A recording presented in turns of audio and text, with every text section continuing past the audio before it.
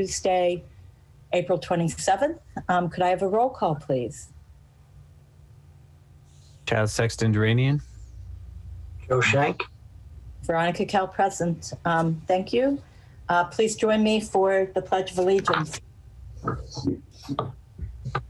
I pledge allegiance to the flag of the United States of America and to the republic for which it stands, one nation, under God, indivisible, with liberty and justice for all. Thank you.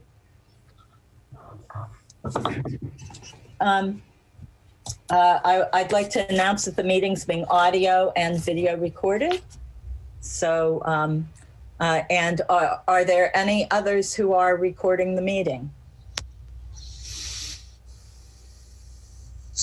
Okay, thank you. 1.3, Chairman's additions or deletions. I have none.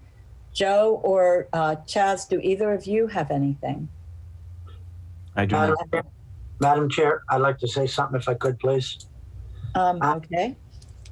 I don't know if this is an addition or deletion, but I just would like Mr. Kreidler to take in our last meeting, he said he was going to come out of executive session when we were in there and apologize for misspeaking that night and saying you were wrong. I just would like that to publicly be notified that you were right and it was wrong what he said. Absolutely, Joe, and thank you for reminding me of that. Specifically, we were having a discussion around contracts, and Veronica was asserting that the chief of police and the fire chief's contracts would have been tied to a 9% increase, and I was saying it was a 3.78% increase, my best memory. I was going off of the Collins spreadsheet, but the department head in particular had a personal services contract that guaranteed a 9% that year. So Veronica was correct and I was incorrect, and I do apologize for that. And thank you for reminding me, Joe. Thank you. Thank you, both of you. I think I just remembered I do have one more thing. The executive session will not be an executive session. It will just be a motion this afternoon or this evening. So we'll deal with that when we come there. So I don't know if that's the appropriate time to say it or if we would say it at the end, but there will not be an executive session, but there will be a motion in its place. Madam Chair, while we're at it, there's actually an apology I owe Joe as well from several weeks ago. I told him that I would make a public apology regarding the embarrassment you suffered when you went to view a complaint and didn't have a complete folder. And I told you that, you know, I felt badly that that happened and I would apologize publicly. So I wanted to make certain to do that as well. Thank you. All right, with that, I will open 1.4 public comment period. Are there any public comments to be made? I see Joan raising her hand. Anyone else raising their hands? All right, so Joan, go ahead. Oh, thank you. So there have been so many BOS meetings lately. I don't remember which one it was, but I did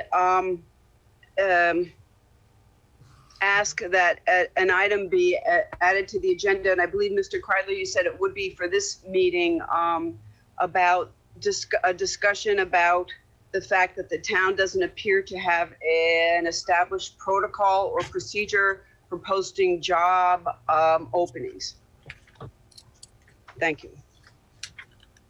So do you want us to add that to an agenda further That would be down lovely. the road? I mean, I think it's crucial.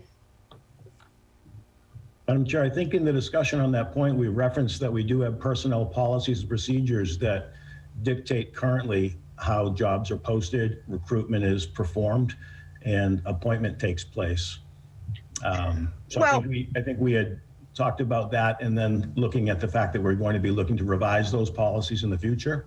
That's what I was going to say. We Right. need a work session to revise personnel policies and procedures, and that will be coming up after town meeting is where I see that happening. Thank you. So, Madam Chair, I'm sorry. Madam Chair, Yes, Can I- go ahead, Joe. right, so I guess I'd just like to ask a question then. I do believe, Jim, you and I had this conversation approximately a month and a half ago. You were gonna reach out to town council to ask about those policies and procedures that you and I discussed that we had some concerns with. I never heard back from you. I reached out to him.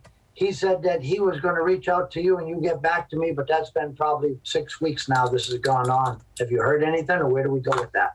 Actually, Joe, I did. I heard from him that you had spoken to him pretty shortly after you asked me to speak with him. I think you and I spoke on a Friday, and I think it was a Monday that you had called him. And he said that he was providing the answer that you were looking for to you. So if he's not done that yet, I can reach out to him if you'd like and make certain that that gets to you.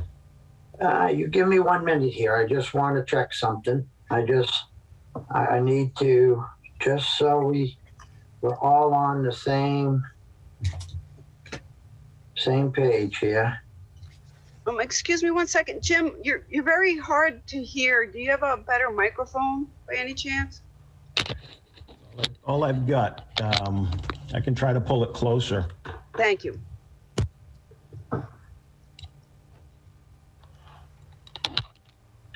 So I guess I just want to verify that, Jim, that it was April 1st that we originally had that conversation, which is about 30 days ago. And I reached out to Adam on April 8th, and he knew nothing about it, but he was going to reach out to you, and you were going to get back to me to let us know how we were going to go forward. So those are the dates, April 1st and April 8th. So where do we stand now? It seems we're having a serial communication then, Joe, because when he called me, he said that he was going to be speaking to you and giving you the opinion on it, that he had said something verbally, but that he was committing it to writing to you. I believed it was taken care of. And if you've been sitting on that for over a month and waiting, just let me know. Because if my presumption is that it's getting done because Adam's advised that you reached out directly, then I'm not going to look at it any deeper. Okay. I guess my thing is, if me and you spoke on April 1st and a week has gone by and you never reached out to Adam and I heard nothing, so I reached out to Adam, he knew nothing about it, and he was going to call you that day and you guys were going to discuss which way to go forward, and you were going to get back to me to let us know how we were going to proceed. So he wanted a clarification from you as exactly what we were looking for. So I guess my point is, it's almost a month's gone by and we haven't got anything accomplished.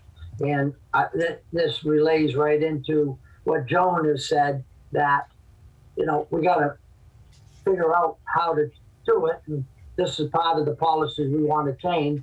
And I do believe you're the one that brought it to my attention. We should work on it.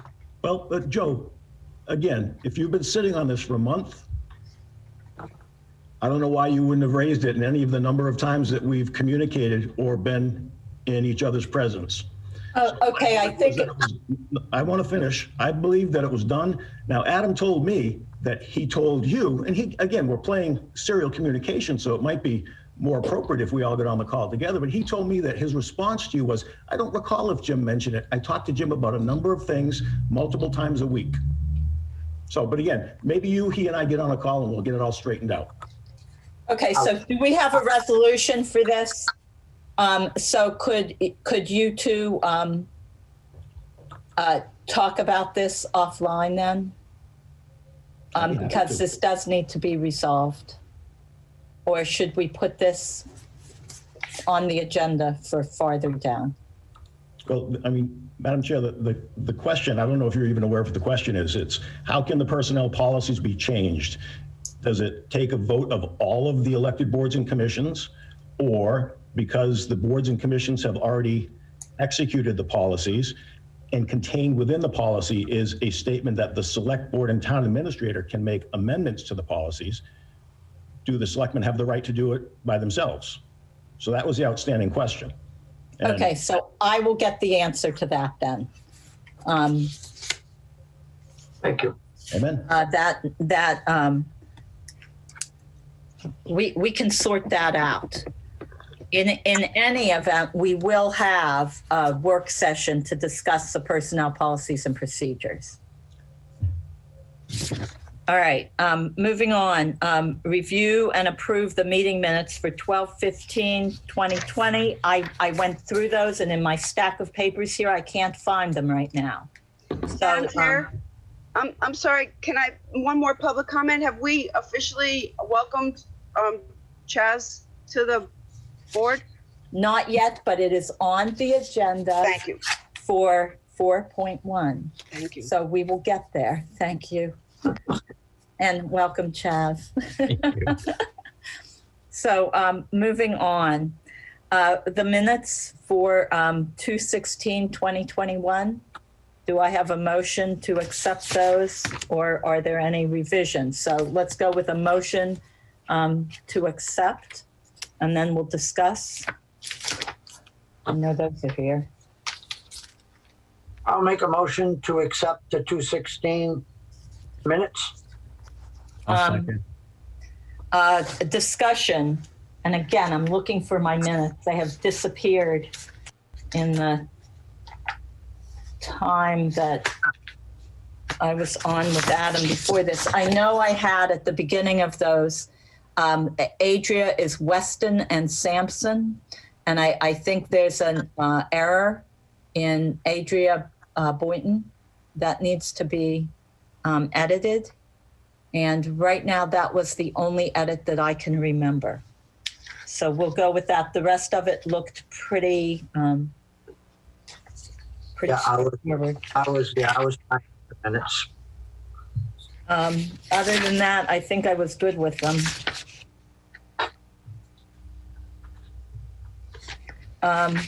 Any comments? Oh, I do have one. I just found this is the 16th. In 1.4, the public comment period, I want to strike the sentence. Mr. Kreidler expressed concern that TCAM is a private nonprofit corporation. I want to strike that because it was during the public comment period. So it might have been said, but I don't think there's any value to it. Mr. Sheldon requested the selectmen put 2 placeholders for articles from TCAM. Mr. Sheldon to present the articles at the next selectmen's meeting. But Madam Chair, it is very germane to the discussion, because if you recall, it was then that I said TCAM is not a municipal body, it's a private corporation, so it doesn't have the ability to put articles on itself, which then transitioned to a discussion about the board sponsoring the articles. So I think it's entirely germane, but obviously they're your minutes as a Board of Selectmen, so. The sentence that I'm striking, and there is only one, says Mr. Kreidler expressed concern that TCAM is a private nonprofit corporation. There's no value to that, as far as, it is the truth, but it's not, and it's funded through, well, in any event, no need to go to that. I would just like to strike that sentence because if there were more to it, that would be fine. But with just that one sentence there, and given that we did say to bring the articles to the selectmen, then there's nothing much more to, unless we're going to expand on that. So that one, and then Weston and Sampson. It says Weston Sampson. So the company that Adria is with should be spelled out. And I'm looking to see if in 3.1, I removed the word B in front of re-interview. And I think that was all I had for edits. And so I can turn those in. Did you make the edits in the SharePoint? I did not, but I can. That'd be great. Then those will be the approved, and we can just bump them right into that approved file. Okay, so if that's the case, should we be putting our edits directly into SharePoint? Are we allowed to do that through the open meeting law? Because if we are, I will do it that way. It's way simpler. It would be simpler, but we've been told by council that that's not allowed. So that's why I'm asking if you made the edits on the document that I'm looking at right now or not.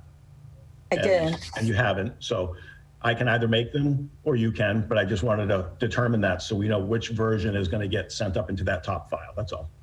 Okay, so do you want me to do that after the meeting, after we approve? That'd be With great. changes? Because you have your notes on it. That'd be perfect. Okay. Thank you. So, Joe, amend the motion to accept with revisions. I make a motion, we accept the minutes from February 16th, 2021 with the revisions we discussed. And I'll second that. Any further discussion? No. All right, I will make the changes in SharePoint after the meeting. And all those in favor? Joe Shank, yes. Chaz Sexton Durrani abstain. Veronica Kell, yes. So the minutes for 2/16/2021 are approved with the changes that I'll make tonight. The minutes for 12/15 and 2/23, I would like to move those to our to be approved at the May 4th meeting. Is that okay with you guys? Can I ask a question? Yeah. On, so, and then Chaz is on now, but we can't, I don't think we can approve them because we weren't part of it. So I don't know what that 12/15, how do we handle that? You'll be the one, right? Say that again? The Oh, 12, yeah, I'll be the only one. But right? So, the way that would work from a parliamentary perspective would be, there would be 3 votes, 1 affirmative, 2 abstentions, which carries. Okay, all right. So, yeah, let's move both of those then to the May 4th meeting. Sorry.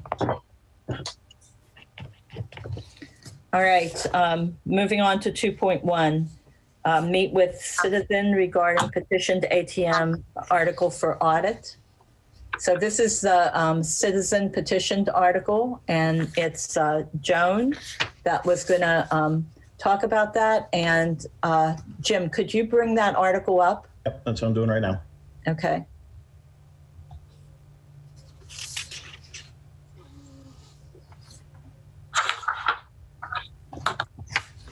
Can you make it a little bigger? Yep. That's good. Thank you.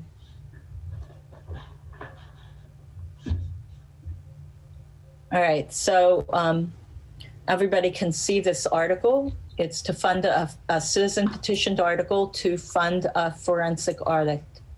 But it does require a little more details, so I was curious about the motion and how that would be made.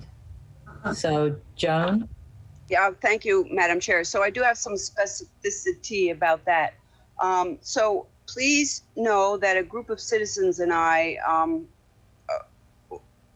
being very concerned about the high turnover in the accountants and treasurer's offices, starting in about 2016, have concern about some of the town funds.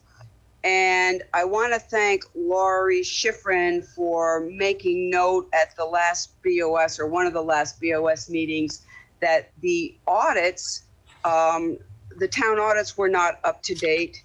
And thanks to Laurie and reaching out to the Secretary of State, there are at least 50% more, there's at least 50% more information on the audit page than there was a week ago, which is valuable. But all of the management letters from the audit firm do say that they're concerned about the high turnover in the accountant's and treasurer's office. That said, so we are requesting funds from the town stabilization fund for a forensic audit of two funds. One is all Comcast and PEG / TCAM funds. Some of us have some questions about that. And that might have to go into the management information system. Also, the 2018 fiscal year, 2018 Community Development Block Grant that I have personally spent months looking at and researching. That we have questions about the contracting and the reporting from the grant manager and even from the town before the town accountant before the town accountant left. She was not able to provide detailed breakdown of the payments. So we do have some concerns. Judging from what I've been told from reaching out to people and accounting firms, I'm guessing it's going to be $25,000 to $30,000 to audit those two accounts, which will probably take about a year. So I guess my request is can the monies please come from the town stabilization fund? So does anybody have questions for Joan? Madam Chair, just a clarifying point. When Ms. Savoy said that the town's audits weren't up to date, I just want to make certain that people understand that she was saying the posting of the town's audits on the town website is what was not up to date, but in fact, the town audits are up to date, just for clarification. Okay. Thank you. And 2019 and 2020 were torn up there at all a week ago are now. So that's wonderful. Thank you. And there was the double year. Right. It's 17/18. Madam Chair, on that one, the best we're going to do is we have a hard copy that is spiral bound and going to unbind it and just PDF it. So that should get up there tomorrow. Okay, thank you. I can't locate an electronic copy of it, so we just have the hard copy. You know, it's notable that those things weren't up to date, and I hope everyone takes that into consideration. So That they weren't posted on the website. Correct. Okay. Madam Chair, what exactly is the citizen asking for in this with this discussion? Are we to reword the article, or are we adding the dollar figure to it? What exactly is the reasoning for this? I believe the reasoning for this was to see what where the funding was anticipated to come from, and I think that would be part of the motion at town meeting. And this, I guess what was just clarified, at least for me, was that it was being asked to come from the stabilization fund. Okay. And it seems to me that it's also this says for a forensic audit starting with the fiscal year 2016 to the present day. Right. So I think that this is or take any action in relation thereto.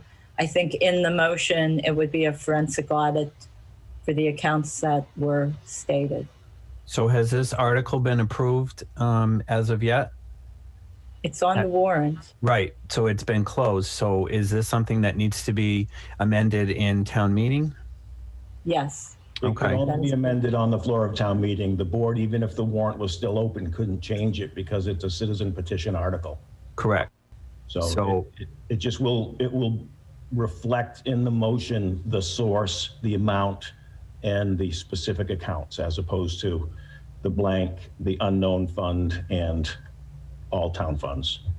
So I would, Ms. Savoy, I might ask that you have a better worded article for the town meeting. I would say to see if you could get handouts at the meeting itself to expedite the process, if that's indeed what your intent is. Thank you. Mm-hmm. And if I may too, just as a point of information for folks, and I wasn't aware of this myself, but I guess Comcast gives the town a hefty sum of money every year, like over $100,000. And we would like to know when it comes in, what happens to it when it comes in, and follow a trail. So there's a multi-layered concern here. I guess for the purposes of the article, make sure that your motion is written out and that it can be, and it will need to be signed and handed to the town clerk. Correct. Thank you. After you read it. And Thanks. So I think you're being very specific in what you're asking for, so that needs to be spelled out in your article. Thank you. Madam Chair, Andrea Wood. Oh, Andrea, yes, go ahead. I was curious on the motion, can she make it by herself or do all the petitioners who signed have to agree to that motion? Very good question. The very good answer is once it's on the warrant and gets put before the body, it's all fair game for anybody. Anybody, even a non-petitioner, could stand up and move it or move to amend it. So the town meeting time rules of how articles are processed would take precedence over the fact that its genesis was by petition. It'd be treated like any other article at that point. Correct. So that's part of the reason why I wanted to interject what I was saying, Madam Chair, is that the article needs to be, Ms. Savoy, it needs to be read exactly how it is right now in this form, and then it needs to be amended on the floor, being specific for what the changes that you're asking for.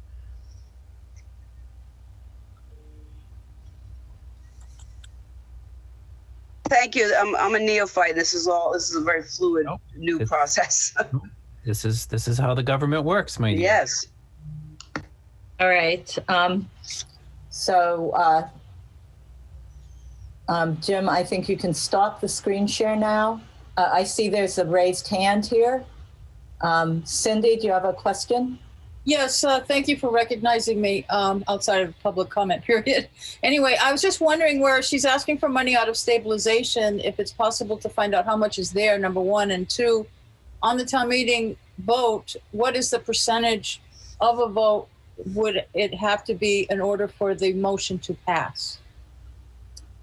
It's from the stabilization fund. So Jim, go ahead. And through you, Madam Chair, to Ms. King, it'd be a 2/3 vote to remove funds from stabilization instead of a simple majority. And there is approximately $1.4 million presently in stabilization. Thank you. All right, thank you. Any others? I see that there's something in the chat. This is from Lynn Pinkerton to everyone. Does she have quotes for the amount? So it would be good, I don't know about quotes, but an idea of what like Jim said, in the motion, the amount being requested would need to be there. So, all right, thank you. Hopefully Thank you. this will help town meeting go more smoothly, even though I think that's the last one on the warrant. All right, moving on to appointments in section 3.1. This motion, Jim, did we get, I know I got an email and a phone call on this right before the meeting. So I would like a motion to appoint Gregory Richardson. Let me make sure I have the name correct. Gregory Richardson as a firefighter paramedic, contingent on a Corey medical exam and 1 year probationary period. Is there a motion? Jazz, you want to make that, or you want me to? Go ahead. I make a motion. We appoint Gregory Richardson, firefighter paramedic, with a 1 year probationary period and a Corey check. And a medical exam. And medical exam. And I'll Is there- second that. Chaz seconded. So any comment? I will comment. I did receive an email from Chief Boynton. He said that he sees that the appointment is on the agenda for tonight. and that he would be recommended to be appointed. So with that, any other comments? All those in favor? Joe Shank, yes. Chad Sexton Duranian, yes. Veronica Kell, yes.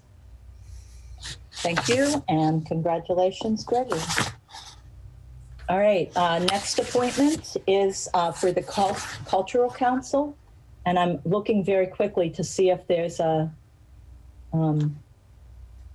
time period for that,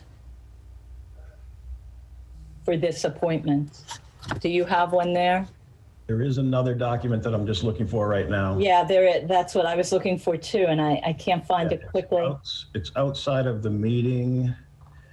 I might find it through my phone faster.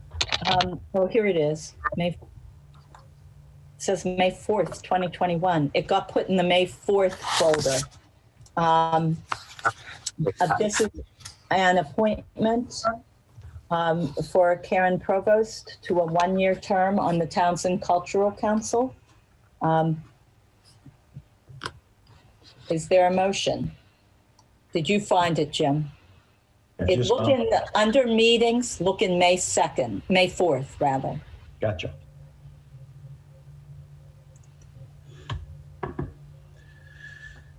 I make a motion. We appoint Karen Provost for 1-year term. Down on the bottom, down on the bottom. Gotcha. I second with discussion. All right, let's discussion, please. What is the standard procedure when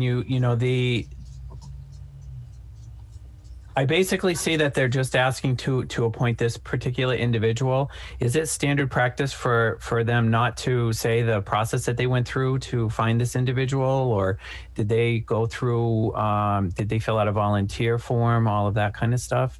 I know that there was a volunteer form, and that was in, I believe, our packet, correct? Yes, it is. And so there was a volunteer form that was filled out. The one thing I will say, and the request to appoint, the one thing I would say is that at our next meeting, one of the things I would like to put on the agenda is to see what openings there are on what appointed committees, because typically they're appointed from July 1st through June 30th. So this one is a little bit off cycle, that the Cultural Council is in need of people to serve. Mm-hmm. So this volunteer form came through, and the appointment requested as well.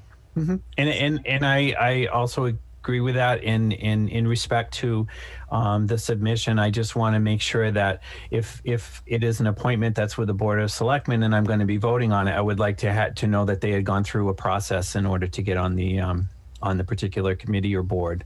Okay. All right. Well, the process typically for at least Cultural Council is a volunteer response form. Right.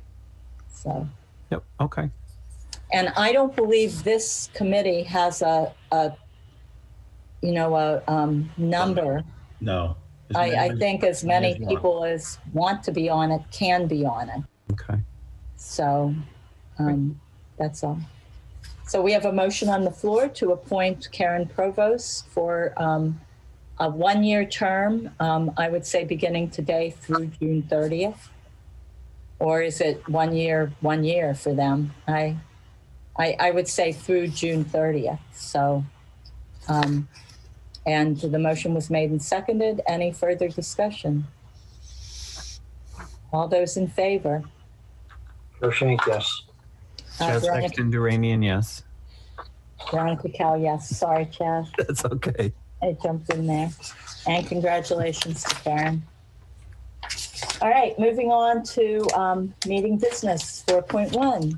welcome our new board member, reorganize the board, and make liaison assignments. So I guess I would like to first say welcome, Chaz, and I would like to also say thank you to Wayne Miller for serving his 3-year term that ended yesterday. So, I also would like to congratulate you, Chaz Sexton Duranian, for joining the board. And I want to thank Wayne Miller, absolutely, for 3 years of a lot of dedicated time and effort. Really appreciated that. Yep. Thank you very much. and I see applause coming for Wayne and Chaz. All right, thank you. So at this point, with the new board member, we have positions to fill. So chair, vice chair, and clerk. So is there a motion? I'll make a motion, Veronica Kell stay as the chair. I'll second that. All right, all those in favor? Joe Shank, yes. Chad Sexton Duranian, yes. Veronica Kell, I accept. Thank you. All right, do we have a motion for vice chair? I'll make a motion to for Joe Shank to be vice chair. And I will second that motion. So all those in favor? Joe Shank, yes. Chad Sexton Duranian, yes. Veronica Kell, yes. And a motion for clerk. I make a motion, Chaz Sexton Duranian for the clerk. I'll second. Veronica Kell, second. All those in favor? Joe Shank, yes. Veronica Kell, yes. Chad Sexton Duranian, yes. All right, so congratulations. We are reorganized. So we'll work on getting our header up to date. All right, so liaison assignments. Was that in our packets, Jim? It was not, but I'm going to share it right now. Okay, thank you. Can everybody see that okay? Make it a little bigger if you could, Jim. There you go. So you have general government, public works and elected boards, commissions, officials, and public safety. Okay, so this looks different to me. I don't know where you're getting that one from. So let's go to the top. And I just want to read through what I have. General government is town accountant, treasurer collector, conservation agent, commission, West Townsend reading room, land use zoning, Memorial Day band concert, Amanda Dwight, Abraham French, Council on Aging, Veterans Agent, MRPC, MBTA, Energy Committee, Master Plan Committee, Capital Planning, Finance, Historic Commission, and Housing Authority. And then we added library trustees in there just recently, correct? September 1st, 2020. Right, so because that was under me. But I think, so let's go to Public Works. So essentially, I am the non-elected boards, the appointed boards, general government, and I've been doing the general government task. Okay. All right, so Public Works and elected boards and commissions. So scroll that one up. So Recreation, Town Clerk, Highway, Tree, Cemetery and Parks, Facilities, Water Department, Planning Board, Board of Health, Solid Waste, Trust Fund Commissioners, Trustees of Soldiers Memorial, Neshoba Tech, and North Middlesex. I don't have assessors on there. Should I? They should. They're elected board. Okay. So the Board of Assessors. I didn't see the housing authority in what you read off. It's on the general government. And it's also, it's also on the public works and elected boards. Where is it? Right here, yellow. Go down on that. Yeah, that got moved up because on an original list that we had, library trustees and housing authority were on there when I was originally like back in July or whatever. And that's why it was there, because it was from an old list. So, but library trustees are elected, correct? Yep. As is housing authority. So you want to put them down below? I'm okay with that. But maybe we shouldn't, because Chaz, are you still on? I don't know what we're doing yet. So, yeah, take it off of general government.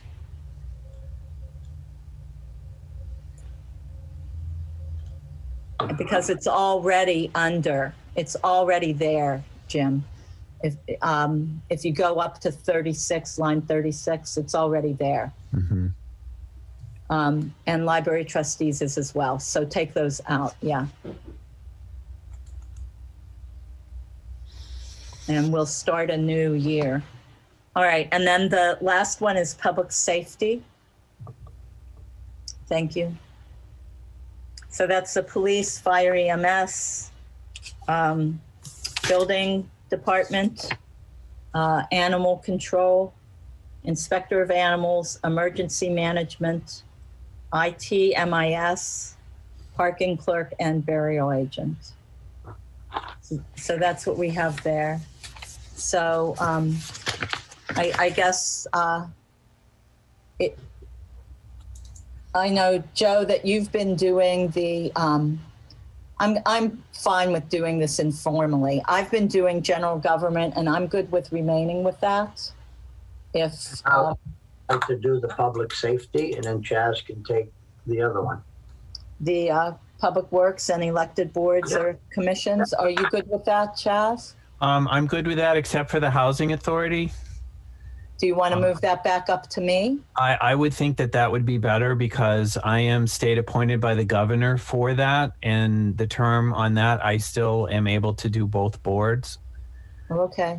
There's no conflict of interest in that I've checked with the state. So it makes sense if it does move up to either one of you. Unless you want it, Joe? No, I'll let you have it. Okay, so I'm keeping housing authority. All right. But library is down under you, Chaz. Are you good with that? Yes, I am. I'm okay with that. All right. Then I think we're all set. Do we need a motion for this? It would be good just to have it as record. Okay, so is there a motion to have Joe take over as liaison for public safety, for Chaz to do public works and elected boards, commissions, officials, and for me to do general government? So moved. Is there a second? Second, All those in favor? Joe Shank, yes. Chaz Sexton Duranian, yes. Veronica Kell, yes. All right, so we are all set with that.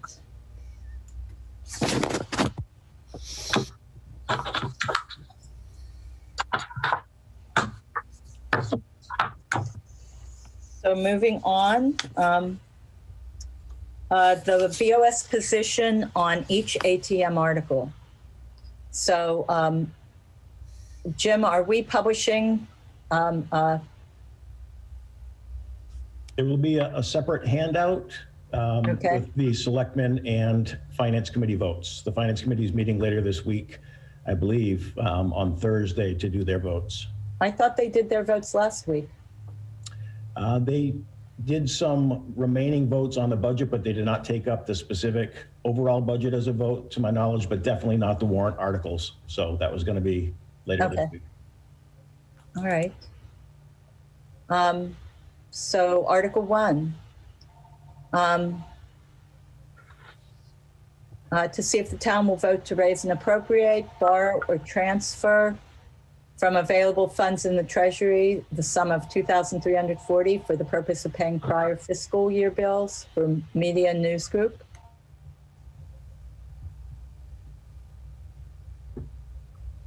Okay, what do we need? Do you need to approve it? Is recommend, traditionally it's been recommend or not recommend. And is it a formal vote, Jim? The way it's been done in the past is, unless somebody is objecting, it's presumed recommended, then I'll just go and make that list. Okay, I'm okay with that then. I'm okay with that. I am okay with that too. So recommend on Article 1. Article 2, do we need to read these You do not. out loud, or can we, this is the snow and ice article. Is that number going to change, Jim? It is not. Nope, that is a locked number. Okay. So snow and ice, Joe, what do you think on that? I recommend it. Chaz? Yeah, I recommend. And I do as well. All right, the next one is to reallocate, this was from the capital plan, the 65K for the microwave link that was in last year's capital plan and approved, to reallocate it for fire and police communications. So do we recommend that? It says police and fire, but we can recommend it, right? Yep. The Do we selectmen have recommend- anything, I have a question on this that just came into my head. If we are reallocating it, do we have to know what we're reallocating it for? It says for fire police communications. So from the microwave link to be used for fire police communications. And when you had Chief Boynton and Chief Sartell before you to discuss the article, they talked about that if in fact there's going to be additional communications network work, if we move, that they needed this, it was integral to have this, this article passed. Okay. So, Joe, what's I recommend it. We need it. Chaz? Yeah, I'm okay with it. I am too. All right, Article 4. This is to appropriate $9,000 from ambulance receipts to replace the 3 recalled IV pumps. And I believe I remember seeing that there was a grant or there was a refund from the ones that were recalled. Yeah, there was an money. insurance payment that came in, so that cycled into the ambulance receipts, and now he's looking to pull it back out to buy the replacements. Right. So, Joe, how do you feel about this one? Oh, I absolutely recommend it. You need it. Chaz? I as well. I do too. So that's a recommend. Article 5, to authorize the Recreation Commission to enter into a short-term 7-week lease rental covering 6 weeks of summer rec and 7 total days for setup takedown, with rent to be paid through COVID funding, not the town tax base, or take any action in relation thereto. I think we should. Because the COVID money is going to pay for it, right? And it'll be good for the children, good for everybody in town. I would agree, provided that we have the funds in the COVID bucket. I know, I shouldn't say that word. Provided we have the funds available in the state COVID funding. Yeah. And the way the warrant article is written, if it passes and there is no COVID funding, then they can't exercise it, so. Okay, all right. So Chaz, how do you feel? I strongly recommend it, but I don't, Jim, you don't foresee any of this not getting funded, correct? I don't, no. This is I don't want this to the kids to be high and dry. That's not good for me. This is right up the alley of what the COVID funds are supposed to be used for. Exactly. Okay, then I'm 100% for this. And I recommend as well. All right. So that's the special town meeting. On to town meeting. Oh, well, do we even recommend, I mean, don't we have to do this? It's pro forma. I mean, that basically is just confirming what took place yesterday when you get right down to it. Right. I don't think you could vote this down and Chaz would disappear. Again, I think it's just kind of an old-fashioned formality. All right, so recommend. Number 2, recommend. I have a question. Back up to number 2. Was the annual report sent in to be Oh, yeah. printed? Yep, it's been at the printers for over a week and we'll have it in time for town meeting. Excellent, thank you. All right, Article 3, we need 3 committee members. So do we even recommend or not for this? Again, this is a usual and customary. The Cemetery and Parks Commission put forward the names at town meeting as a part of the motion. You know, got to be somebody living in West Townsend, and there's generally been agreement that people are going to stay on as they were the prior year. So absolutely, Joe? Recommend. All right. Revolving fund, this is again a usual, and I'm just looking at this.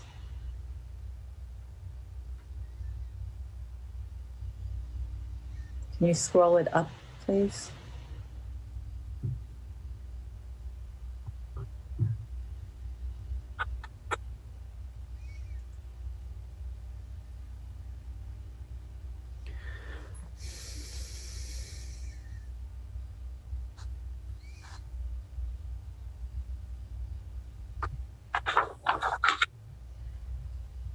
So Joe, thoughts? Oh, I recommend it. I think we went over all this, right? We discussed Right. all. Yep. Yeah, we did. Yeah. So Is this one, Chaz, I recommend? recommend. Mm-hmm. All right, Article 5.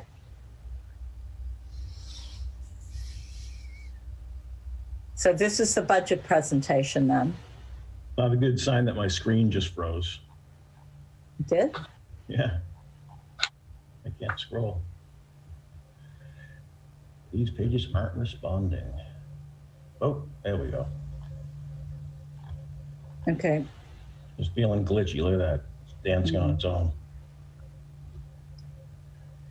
It's just executing all the things. So this is the budget, essentially. This is, the board's request was to have the line item budget down to the level of office supplies in. If this would calm down for a second, I could just go through.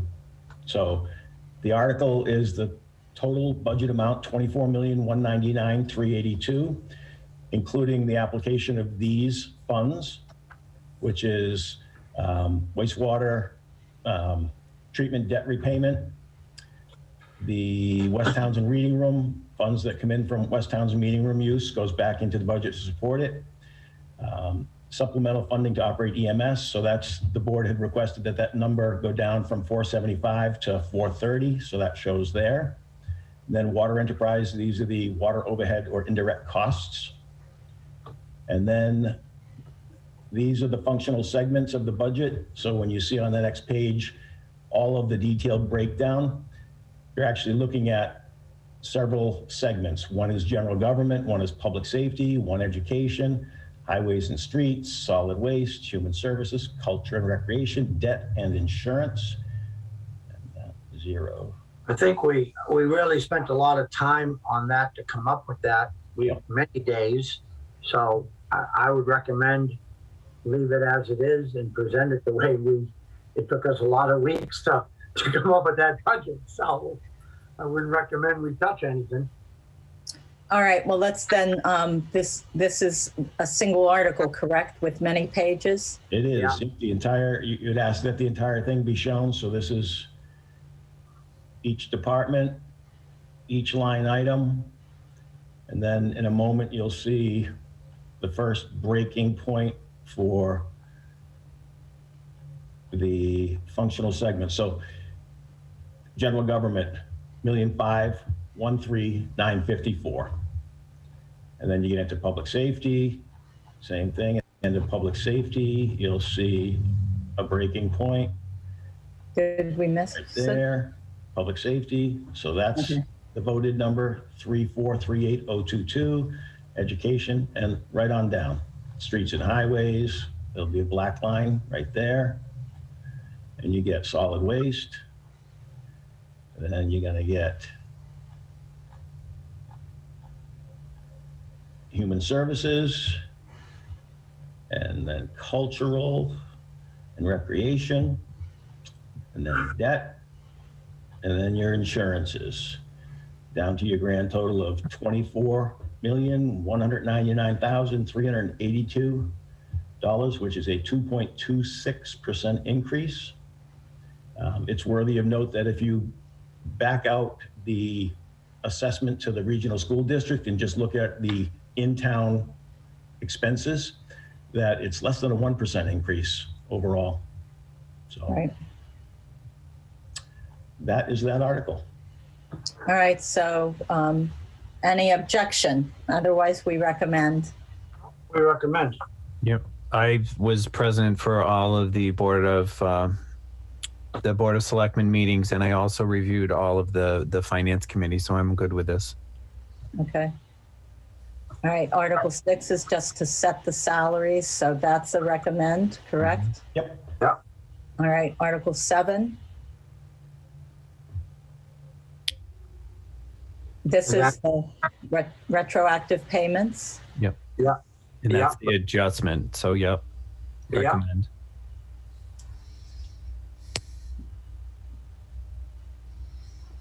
Could you back that up a minute? Yep. I just want to look here. Make sure it says current union employees.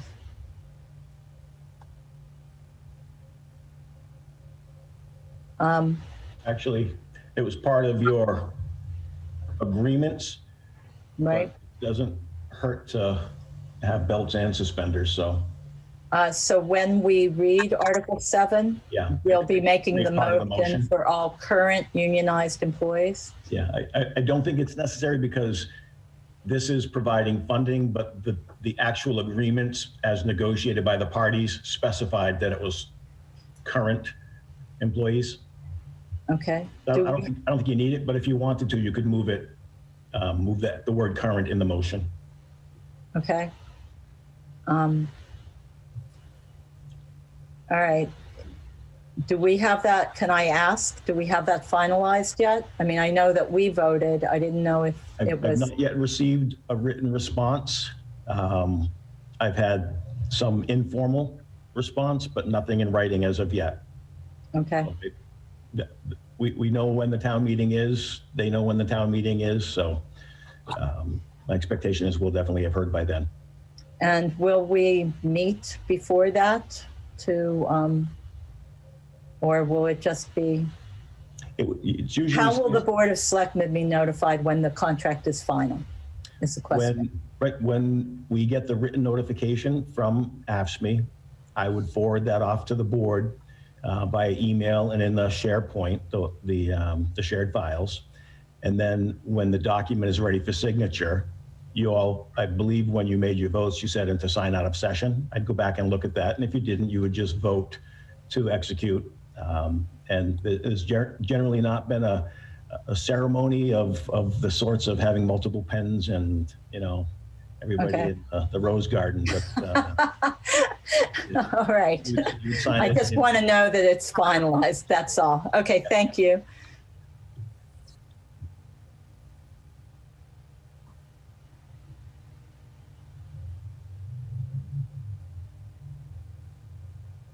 All right, so this just approves the water department's budget Mhm. and solidifies what we've already voted, I guess. Yeah, recommend it. Yep. Article 9. This is them paying down a bond anticipation note for one of their projects. Okay. Recommend it. I recommend it, yep. Do we recommend or not on these? The These select, are water commissioners. yep, the selectmen have historically had a recommendation on every article. The finance committee just on financial articles. Okay, all right, Planning board statutorily on any planning board submitted articles. all right. This is the water department looking to clean up some old accounts where there are funds remaining and the project has been completed and apply them to the Main Street well replacement and upgrade project. Okay, Recommend it. Yeah. Mhm.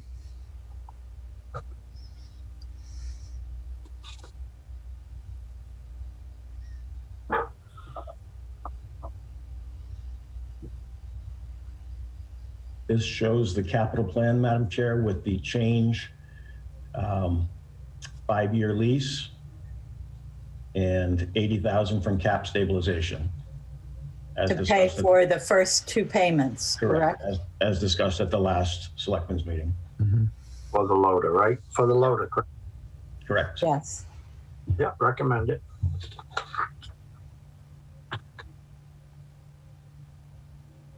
And this is the highway superintendent looking for permission to reallocate the remaining balance from the account to purchase the brush mower, to be able to use it to redo the access control door lock system at the highway garage for safety and security purposes, $3,191.25. Okay, Okay with that? Recommend. Yep. recommend it, yeah. And similarly, this is Housing Authority looking for permission to reallocate funds. So to read it, just to make certain that I've got it correctly, reallocate funds originally appropriated for a feasibility study of the creation of affordable housing on Dudley Road pursuant to Article 18 of the May 7th, 2019 special town meeting warrant to the completion of a housing production plan in accordance with 760 CMR 5603 sub 4 for approval by the Commonwealth's Department of Housing and Community Development, including but not limited to engaging the assistance of professionals to assist therewith or take any action in relation thereto. Okay, I recommend that. Yeah. recommend it, yeah.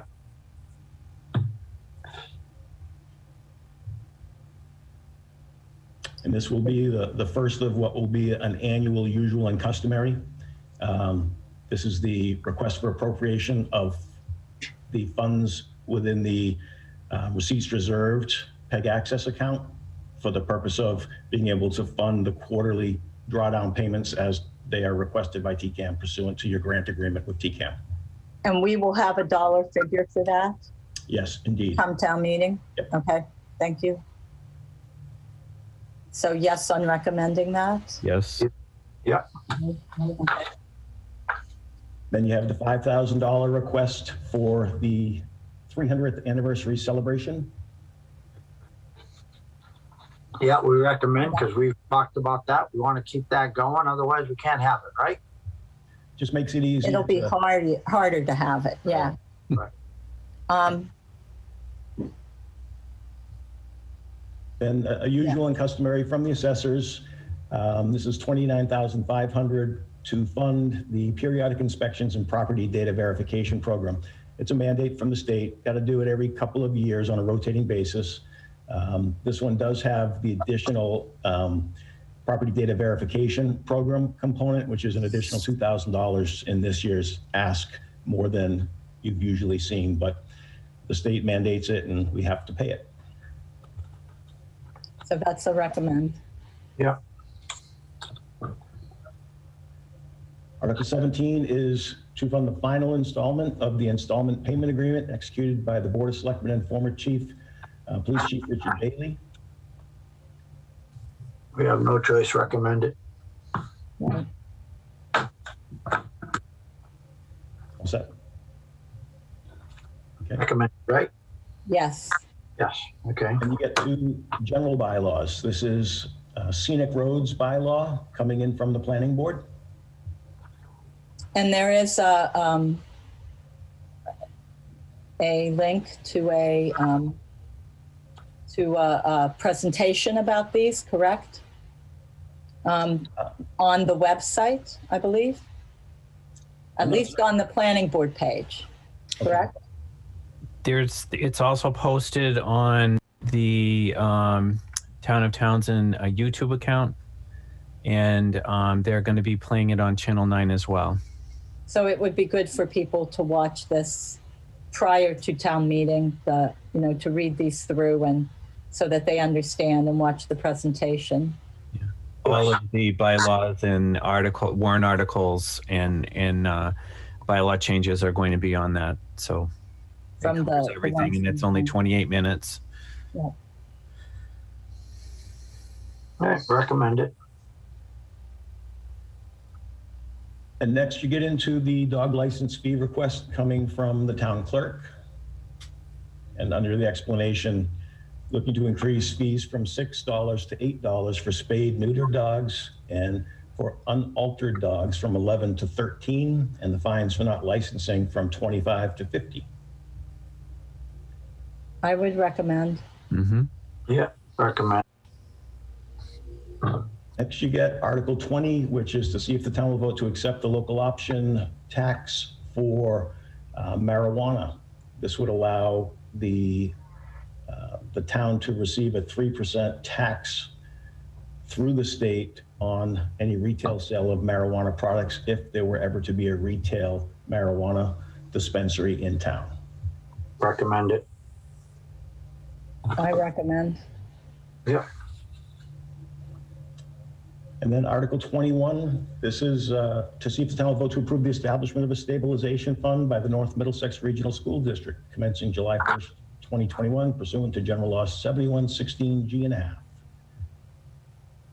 Is this in addition to E&D, and will someone from North Middlesex be there to explain this? Someone will be there to speak to it, and it would be in addition to E&D. So there would be the ability to hold more funds than the traditional formula under E&D. Under E&D, over 5% of their total budget that they get back at the end, that they basically have remaining at the end of the year, they have to give back to the towns. This would allow for some of those funds to be squirreled away in a stabilization account. I don't recommend that.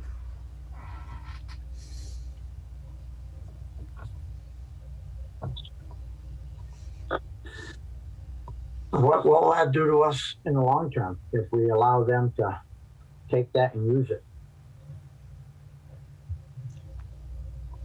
The worst possibility would be right now they're required to give back to the district communities any funds over 5% that they receive in their equivalent of free cash. If they have a stabilization fund, the worst case argument is that they could appropriate money into the stabilization fund as opposed to giving it back to the school, to the towns. Now, we'd want to give them back to the towns, wouldn't we? Most definitely. Yeah. So I don't think we would recommend this. All right, so we're a no on this one then. Article 21. Okay. Then we get to zoning. And the first we have is 43D.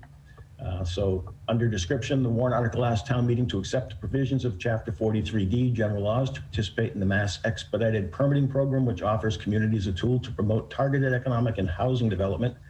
Passage of this warrant article also allows the town to nominate the sites listed herein for approval as designated priority development sites by the Mass Interagency Permitting Board.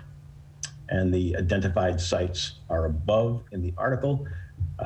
You have land off of Dudley Road, you have 66 Brookline Street, you have 222 Main Street, and 365 Main Street. I'm a recommend on this. And this, I believe, is also in the video. Correct. All right. A lot of work went into this one. All right. I recommend it. And I think it should be noted that additional properties can be added to that list. Is that correct, Chaz? That is correct. These sites are not, if I may, Madam Chair, expound a little bit on that. These sites are identified, but they are not the sites that are going to be approved, let's put it that way. These are ones that we've identified that with the grant that the planning board got for this particular for the Chapter 43D, says that it is able to support all of the elements for to be a priority development site. There are other spots in town that may also, but we didn't put it in part of it. The planning board only put 4 different sites in there. There are several. We have identified, I think, 8 total that meet the same requirements, so they can all be interchanged. This doesn't lock anybody in on anything. This just says that if that particular site decides that they want to be a priority development site, then we can take the action there too. Okay, thank you. And Madam Chair, kind of one of the comments that I've heard, which I think is important for people to hear, is this doesn't negatively impact these sites. This just gives them kind of superpowers, right? That if the owners of the sites want to participate in the expedited development, they then have that superpower to do so. So it doesn't hurt, it only provides an upside. Correct. So if we had a development site that we've identified and that the current owners of that site say they don't want to develop it, that's fine. They don't have to. But 5 years, 7 years down the road, the conditions are going to change. And if it has been part of one that's been identified, we can then make that a priority development site, and it would be able to get developed. Yep. Okay, thank you. Next, you have another zoning bylaw, age-restricted development. And I'm going to scroll to the end of it to get to the description that Beth provided. So you have, this zoning bylaw amendment proposal is to provide for a variety of housing types, settings, and residential services to meet the needs of people as they age.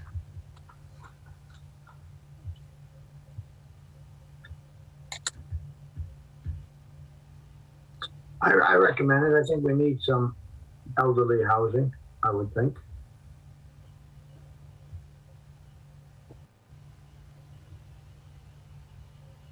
All right, I'm a recommend on this.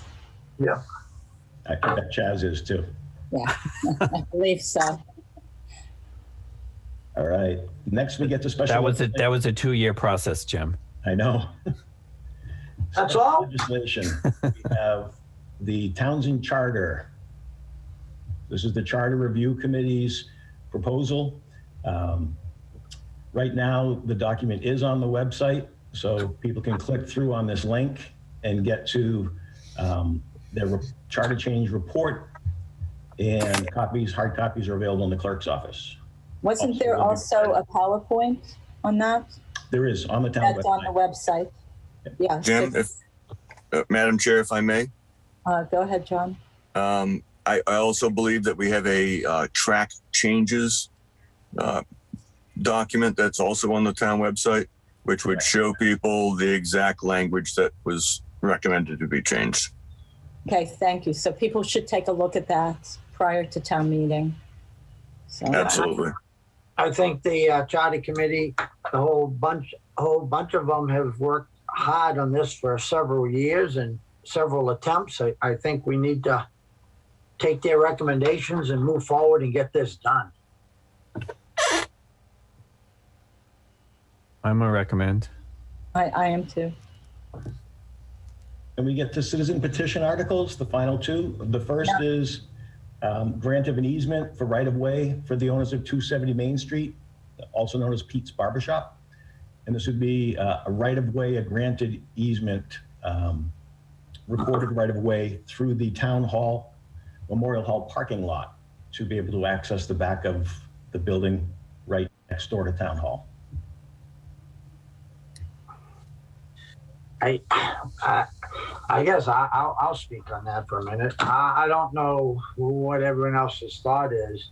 I'm just concerned that anybody that abuts any other town property, what are we going to open ourselves up for? They want to get right-of-ways through Highway Garage or the West Townsend Reading Room or the library. But I really struggle with this. I really do. I want to see that we do the right thing to help our citizens. I really do. But exactly where is this going to go long term?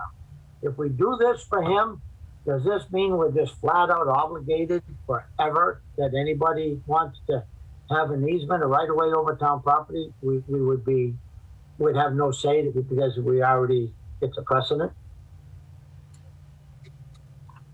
I will say that I am a not recommend on this. Where I'm okay with temporary access, I'm not okay with a deeded easement, very much for the reasons you just said, Joe, but also because I just don't, I think it introduces the potential for a lot more traffic through the town hall parking lot. That's all.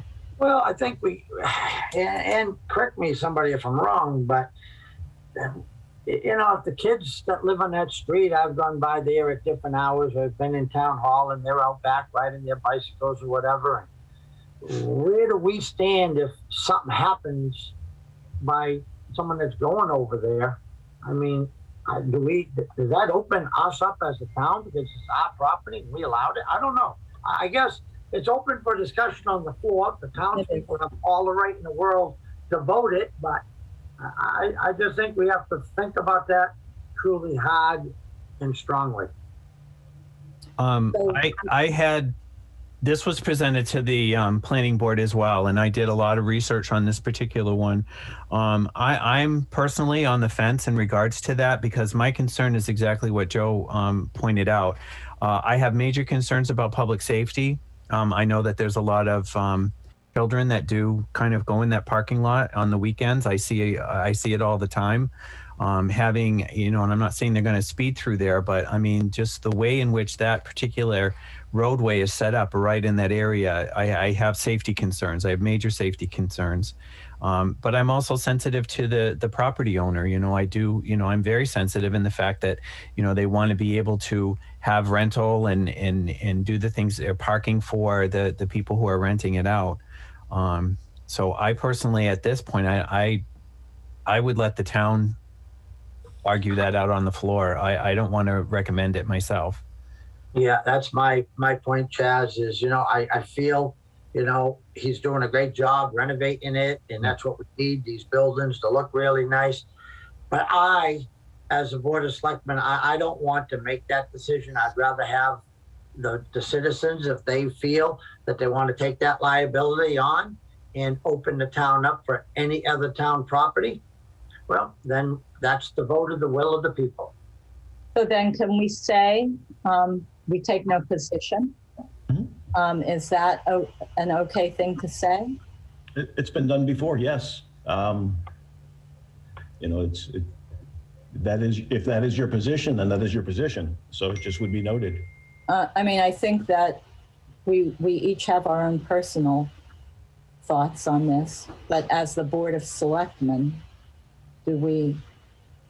I think we have to take we got to either take a stance. We can't say no opinion, because then where are we leaving the citizens there? I would think they're going to look to us for guidance. I agree, and I personally can't recommend this. Then that's, I am the same. I would not, yeah. I'm not. Well, let's just let the will of the people vote. I don't recommend it. I don't think it's the right thing to do, but it's a petition and we have to go forward with it. Mm-hmm. Right. It's a not recommend then. Not recommend. Yep. Veronica, you're good with that? Yes, I'm good with that. Yes. I can only see half of you on my screen. Sorry. All right. And then the last one we had discussion on earlier tonight, which is the citizen petition for what we now understand will be moved as a forensic audit of two specific accounts, the PEG cable access /Comcast /TCAM accounts, and the 2018, the fiscal 2018 CDBG Community Development Block Grant account, and that the funds in an amount to be named in the motion and the source from stabilization.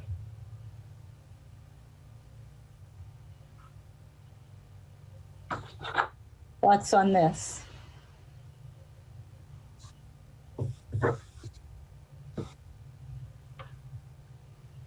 Well, I mean, my opinion, I mean, it's a citizen's petition.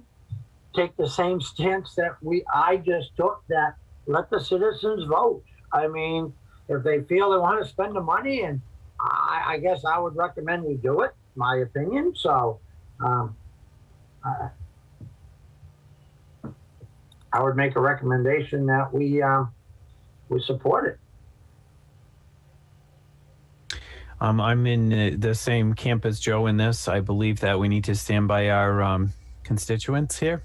If that's what they want to do, let the town vote on it. So I would say it was a recommend for me. Okay, then this one's a recommend then. Okay. Awesome. The last one. That was easy. Can town meeting go that fast? Only if it's raining or snowing. Well, So, Which it won't be. It will be bright and sunny and very pretty. All right. So that's the warrant then, with our recommendations or not. Madam Chair, I'm sorry. Andrea Wood, can I ask you a question?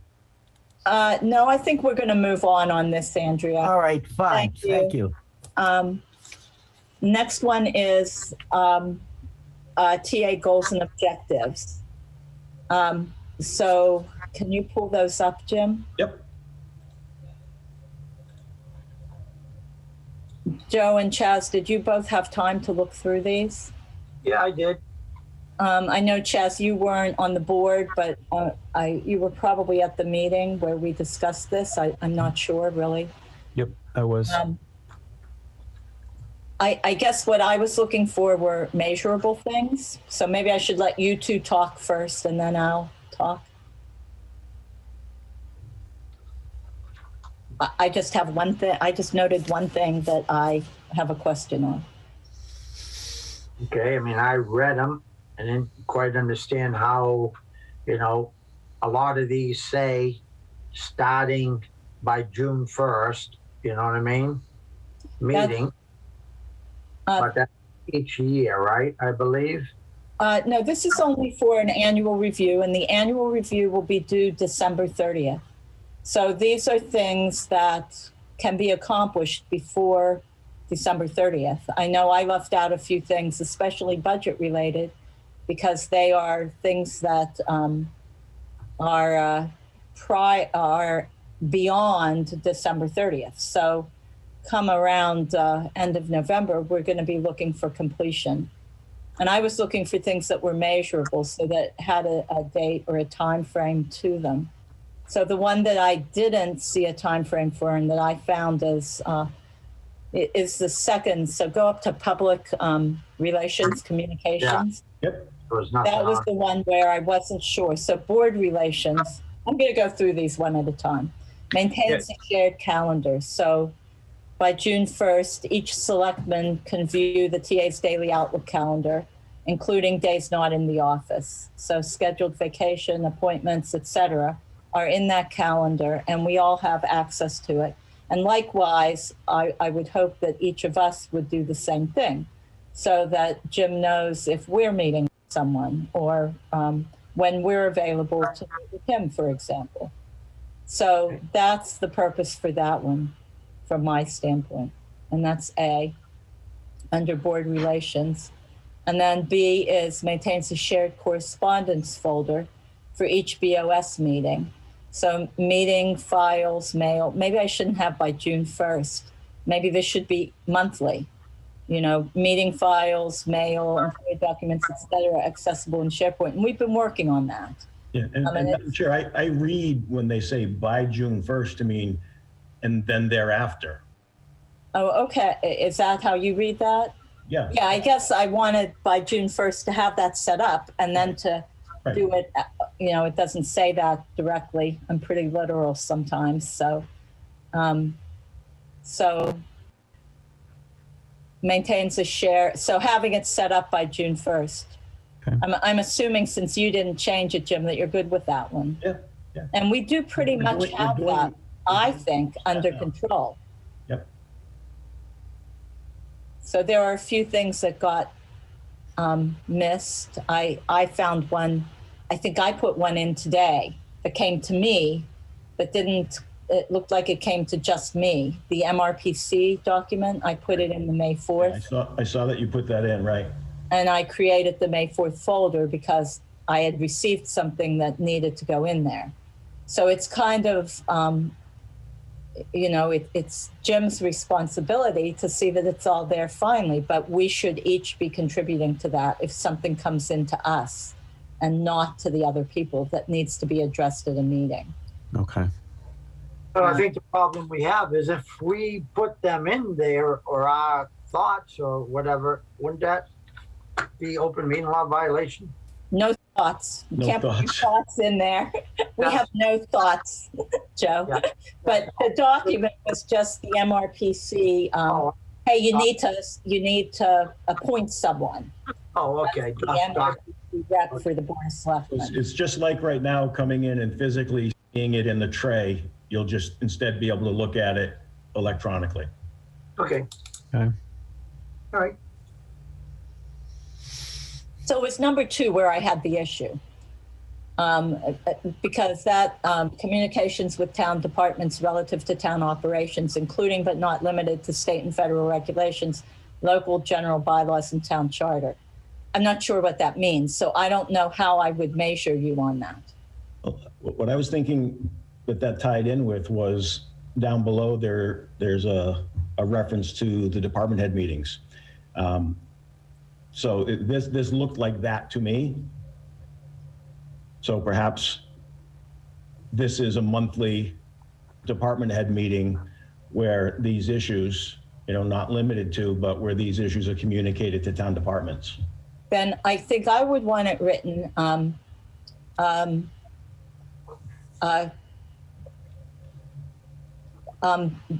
agendas including communication with town departments relative to town operations, blah, blah, blah, available to Board of Selectmen on a monthly basis. I think we have that below. So let just scan down below for a minute. Sure.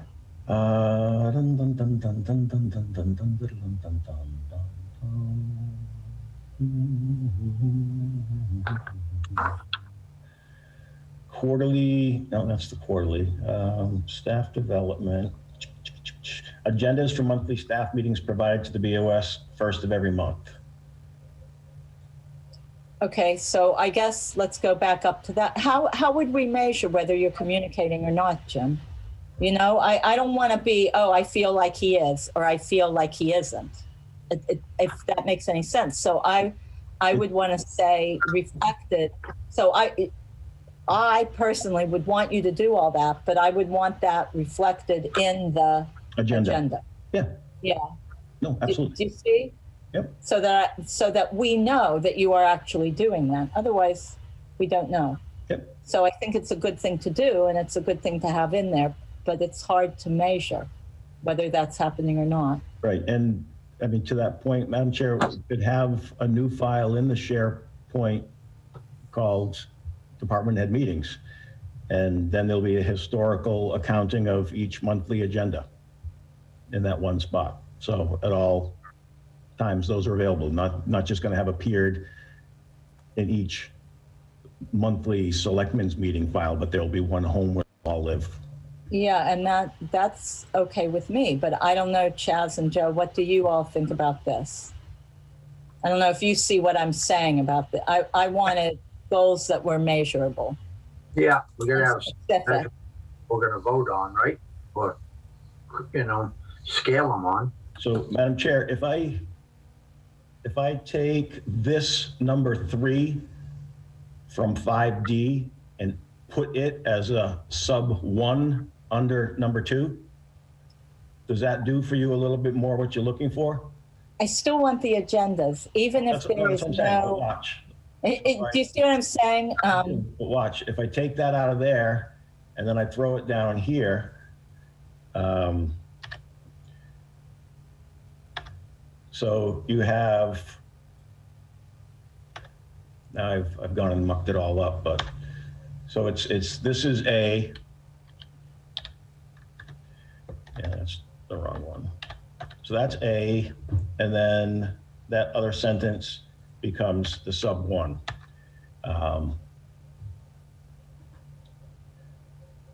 So obviously that's not pretty, but this is making the point that communication with town departments relative to town operations, including but not limited to, and then as one of the subcomponents, agendas for monthly staff meetings provided to the BOS on the first of every month. So is it, I mean, the agendas are written for the staff meetings. Yeah. And Veronica, are you looking for the communication to the departments, town departments, to be? I want to know that it is communicated and what is communicated. Right. And the agendas could do that because it would be part of it. If there's some new regulation or if there's some something that needs to be discussed, it would be reflected in the agenda. Correct. And then we would know that the communication took place. Anybody that word processes for a living is probably choking watching me try to do this. Well, it's not me, Jim. I'm not judging this. I'd be doing the same thing. And I'm not gonna make a comment on this. I have, So, Veronica, are you looking at the agenda? You just want to make sure that the information X is communicated to department heads, That is correct. and you're saying that it's going to happen through the agenda. Well, how will we know whether it happens or not? Is there minutes taken on these meetings? There generally hasn't been, no. But I don't see any reason that there couldn't be. So there could be an agenda and then the minutes. Yeah, or the agenda, and then if somebody can add into what you guys talked about, if there was any kind of discussion for something, that'll give us what do you think of that, Veronica? I think that would work. Because you're looking for a measure as well. Well, we can't measure whether the information got through or not. We can only measure that the It was information communicated. was disseminated. Yep. You know, so, and I guess I am making an assumption that if it's on the agenda, it will be disseminated. I guess minutes is a more complete way to do it, but Well, a minutes would say that the information was communicated at that particular meeting. You know, therefore, if there was any questions, you would go back to the minutes, just like it would be any other meeting that you would have. okay, so I have a question. Do you take minutes at staff meeting at your work? You asking me? Absolutely. Yep. Oh, you do? Okay. Even if I do one-on-one, we take minutes and we both sign them. See, I'm used to if there's action items that result from a meeting, but not necessarily minutes as such, you know? So I guess it depends on, can you scroll it back to 2 so we can see that? Yep.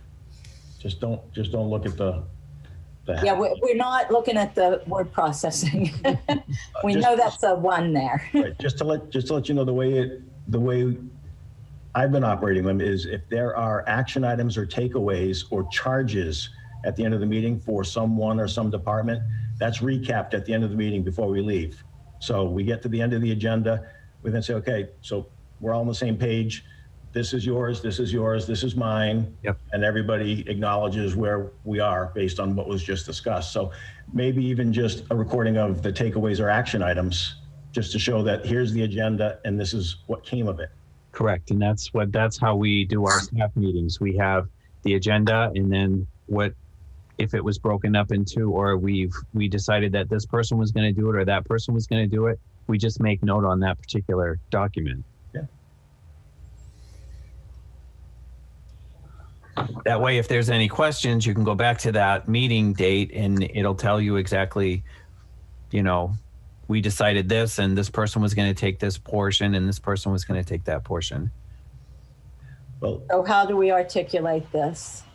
why don't we try this? I have my department head meeting will be next Tuesday. Why don't I'll have the agenda and then create the takeaways at the end of the meeting.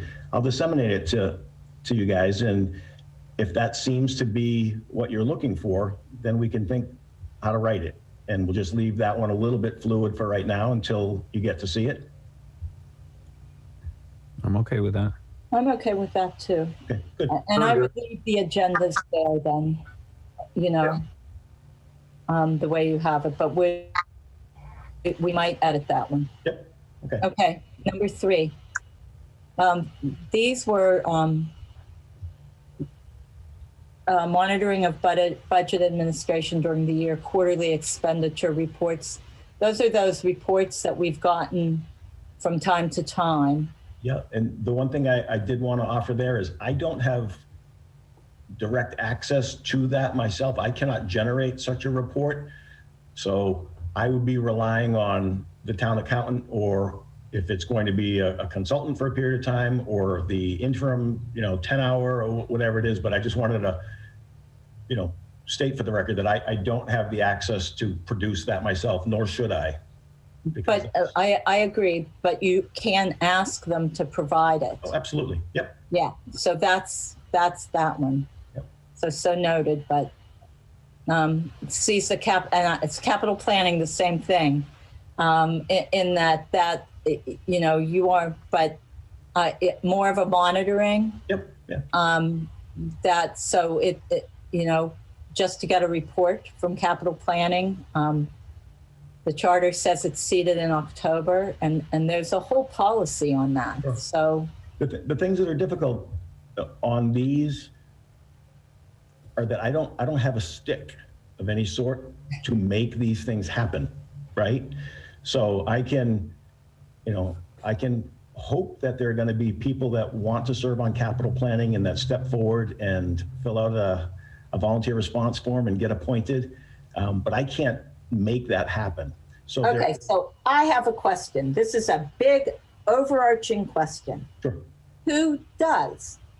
Are we just saying, so capital planning doesn't meet. All right, then we have no capital plan this year.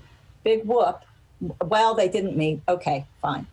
Do you see what I'm saying? I'm not being, I'm just saying, who is in charge of things like this that are in the charter, if not the Board of Selectmen? And is this not day-to-day operations? To a degree it is. My only point, Veronica, is I can, let's say that the selectmen in a meeting direct that, as you said earlier tonight, that we look at all of the appointed boards and commissions and see what vacancies there are so we can, put a bow on it and get it out and beat the bushes. My only point is that I can participate in beating those bushes, but I can't, if I'm going to be measured on the fact that there's a capital planning committee that's going to meet and there hasn't been interest in people to serve, I don't know how I get dinged on that.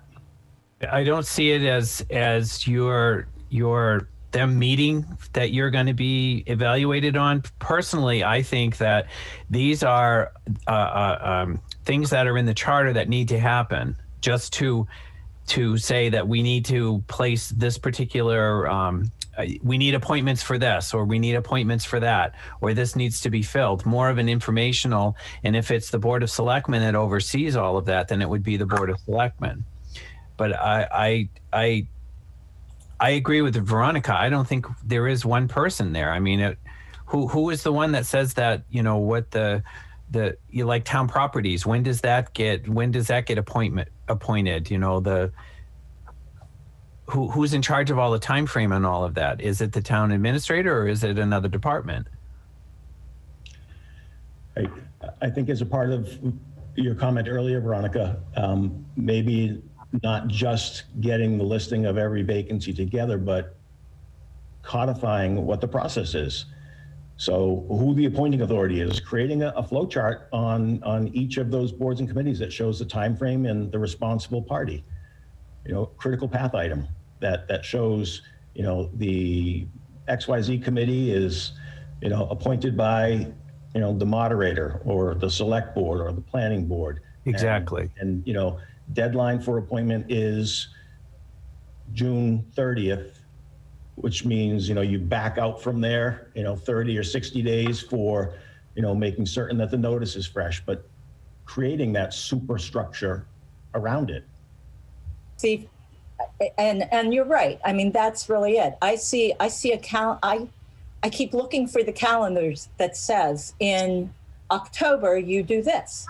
Yep. Make sure capital planning is, and then in November, you do this. You have that budget meeting. In December, this is what happens. I am a planner and I can't find that. And I have my own little calendar. You know how you get those calendars from people that are fundraising sent to you? I've started my own.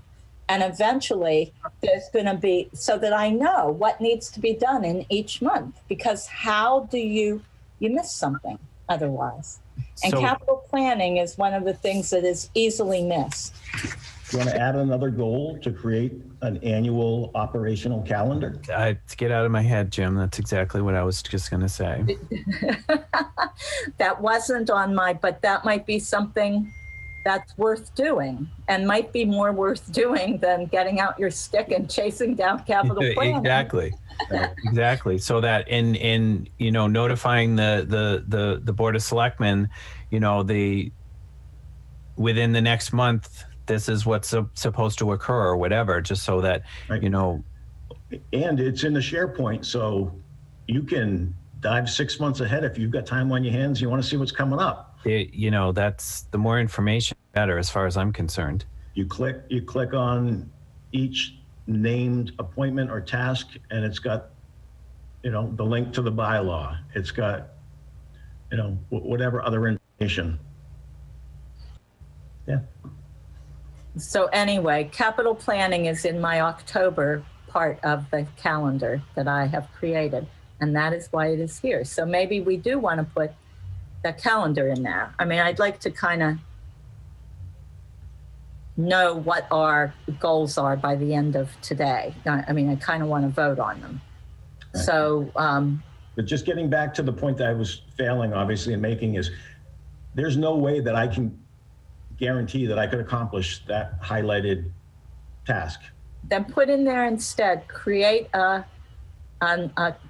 master calendar of what needs to be done for the town in each month for the town to function well. Should that live under communications as opposed to just being tied to, It's managerial skills. where's that one? 4, go up to 4. Is that manager? I think it's that. Yeah. So if we throw in here as a standalone kind of uber goal of having the annual calendar, Yeah, creates an annual calendar of operational calendar, something like that. for a month to month. Yeah.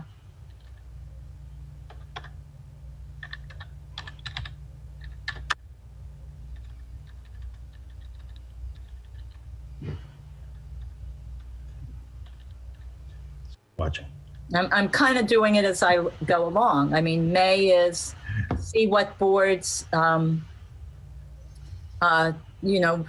that expire, Yeah. appointed boards, terms that expire at the end of June. I mean, there are other deeper operational deadlines that the select board would be interested to have in front of them. When contracts expire, when notice is required. Yeah, yes, Correct. things like that as well. Yep. So, okay, let's go back up to 3 then. So we took out capital planning. I'm good with that. No, take out capital planning. Just put it in the calendar. All right. This is the budget policy and budget guidelines specified in the charter. And so these are the 3 things that I saw as happening before the, December, yep. right. Okay. Managerial skills.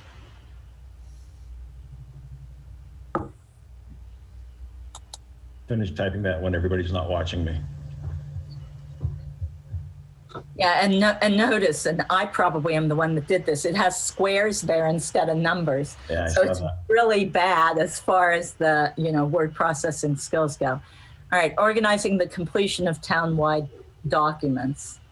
And this would be what I see as, kicking off, okay, so it kind of goes with that monthly town operational calendar, kind of, sort of, and just kicking off to whoever's heading it every couple of months. Hey, where do you stand? Is it completed? Does the Board of Selectmen have to appoint a new committee for the next round or whatever? Which also dovetails with the monthly department head meetings agenda and action items, takeaways. So if there is one that is, planning related, I'd be speaking with Beth, in that particular department head meeting and, getting the update, having a takeaway, what's next, what's the deliverable, who's responsible. Okay. That's mandatory as far as I'm concerned, because that collaboration has been lacking. And I think that's one of the most important things that we need to start doing, especially with all of these grants coming down the pike. And the new One Stop. We have to Yes. have kind of a town-wide goal for the future. Anyway, okay, next one. Union negotiations. Reasonable, that's a measurable word.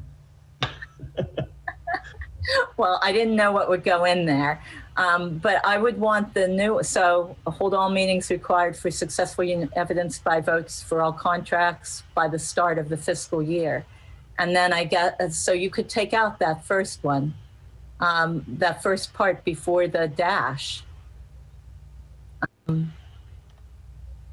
Okay. And I guess we could put another little square in there saying, when do we start for the next, because this is the third year of a 3-year contract. Right. So we have to start negotiating for the next. Right. Each union contract has a provision in it, the last article in the contract that Right. dictates the window within which the parties have to begin. The thing that would concern me about the way this is phrased is, and I've said this, I could easily get contracts negotiated and done in a day, but they would not be in the town's taxpayers' best interest. So I think it's difficult to try to measure me when it's a bilateral process.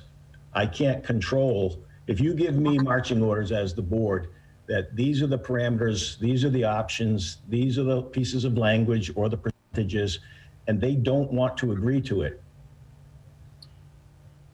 Well, we want to know that you're working on it. That's the key. Right, and I understand that, but it does have votes for all contracts. And there's no way that I could guarantee that. Okay, so take out successful. I'm unsuccessful. No, just take out successful.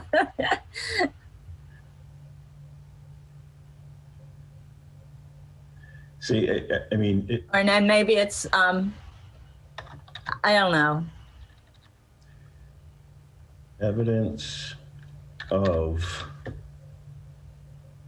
the something. Just evidence of the process, that it's not something that's just been laying Right. dormant. But, you know, I can bring a horse to water, but I can't hold its head under and make it drink type of thing. So I'm going to be able to evidence that. But you can make it thirsty, Jim. These are when the meetings were scheduled. These are the minutes of the meetings that occurred.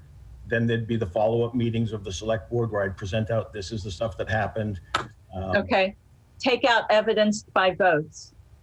I just think some of the union contracts, they've just gone too long. Negotiation stays, yeah. Yeah, Yeah. To hold somebody responsible so that we're moving forward to try to get to the end goal of everybody being happy. See, but Joe, the difficulty with that type of thinking is there's a presumption that one person can be made responsible. And when you have a bilateral process, you have two parties that have to agree. There is no one person that you can poke in the chest and say, you are responsible. Moreover, prior boards of selectmen might have had different thoughts than you as to what should be put on the table. So if things go 3 years because the things that have been said are being negotiated at the table aren't agreeable to the other side, there's nothing I'm going to do that's going to change that. Well, Jim, I'll just say that, I mean, I sat in with you and I thought you did a good job on negotiation. I was there. Maybe we're having somebody in there with you in the union. It makes it a little bit easier. We can get to that point. I don't know. You know what I mean? Yeah, I think the reason it was easier this time, Joe, is because the offer changed. It went from 0 to a 2 to a sorry, you didn't take the 2, and now budget's gotten ugly, so it's back to a 0. To all of a sudden there was money. So that's my point, is it's easy to do the deal if you've got carrots. Yeah. That's all. Madam Chair, is your idea behind this just that we know that the process is moving forward? Yes. Okay, yes. then that's really what we're looking for. We're not looking for an end result at this point, Jim. We're looking for that it is moving forward. Yeah, But I it think- was I think written that way. I think these edits make that clearer. Yes, that's correct. All right, so I'm okay with that. Good with that. All right, me too.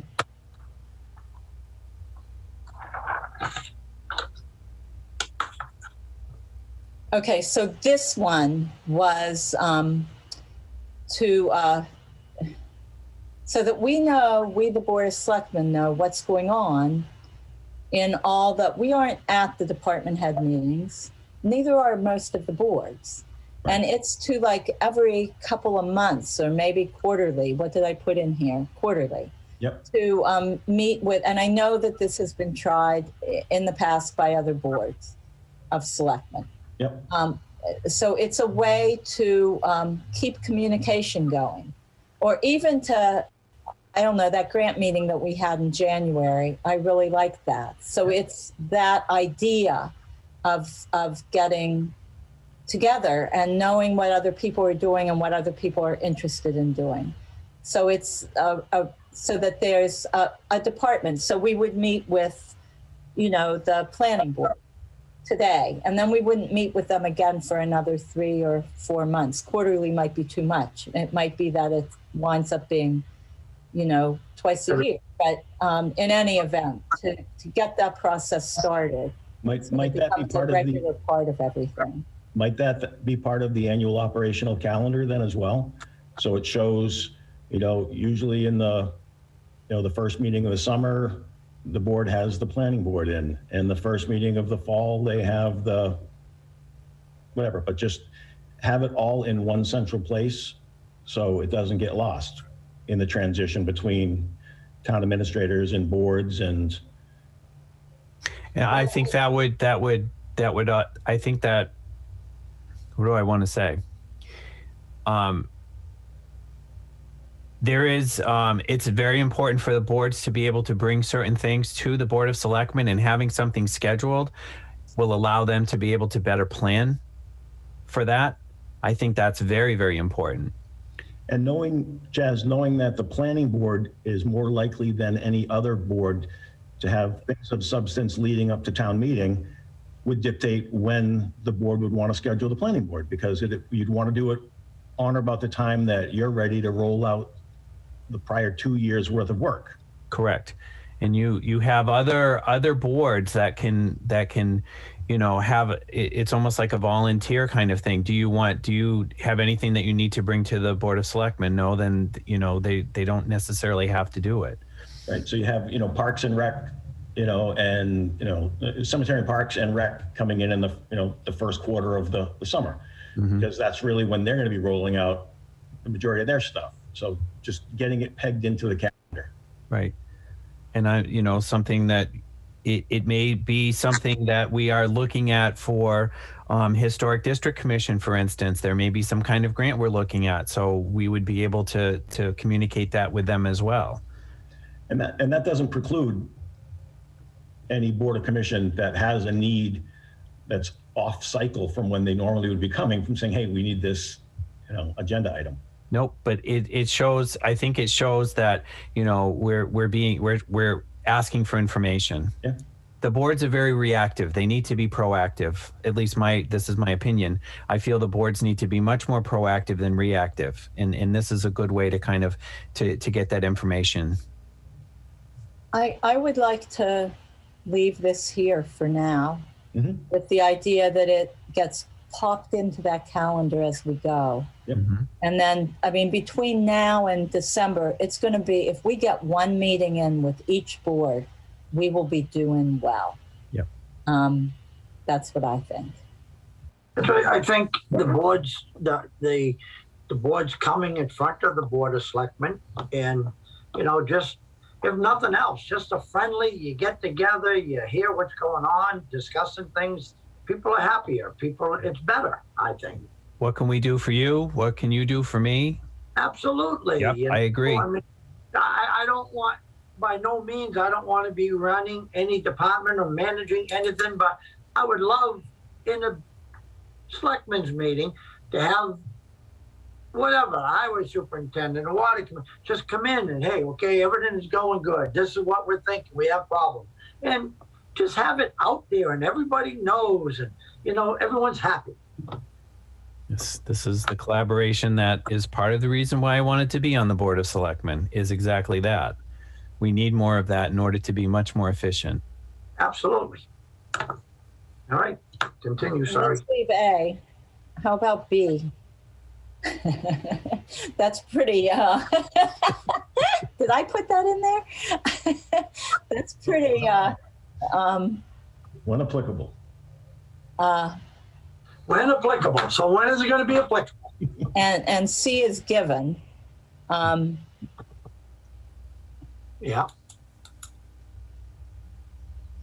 All right, so Coordination and programs, activities when applicable. Does- I'd say does get that the- out of there. Yeah, I mean, the calendar will also provide a measurement on that, because if there are programs or activities that are on the calendar and they don't happen and they fall at my feet, then that's measurable. Yeah, just roll that out of there. Unless you guys want it in there. I can't. I don't. There's no reason for that there, in my opinion. I see Jim's got the cut function down real well. Well, he knows how to cut. Yeah, that's okay. Well, B is given, kind of. I don't know if I left that in there. I tended to put dates on things, but isn't that kind of given? Yeah. Could be.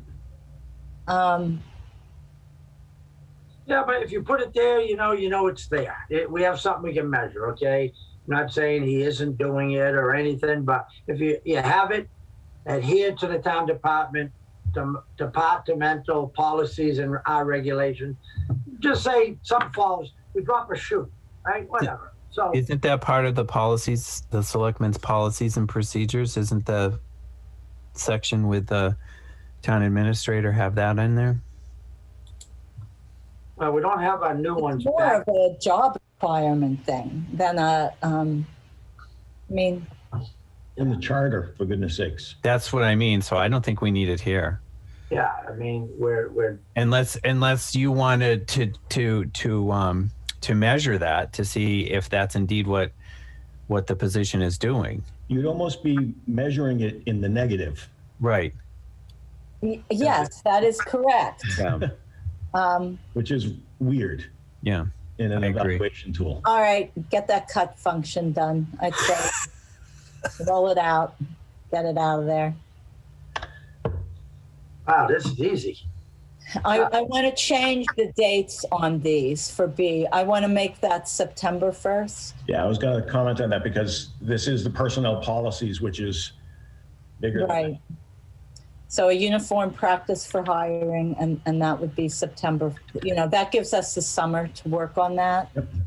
Yep. Schedule for anticipated staff development trainings, again by September 1st, I think.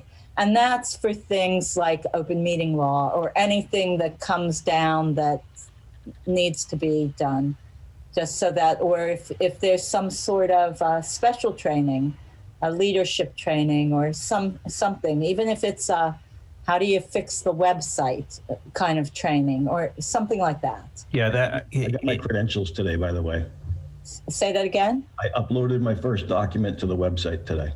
Excellent. Congratulations. I know.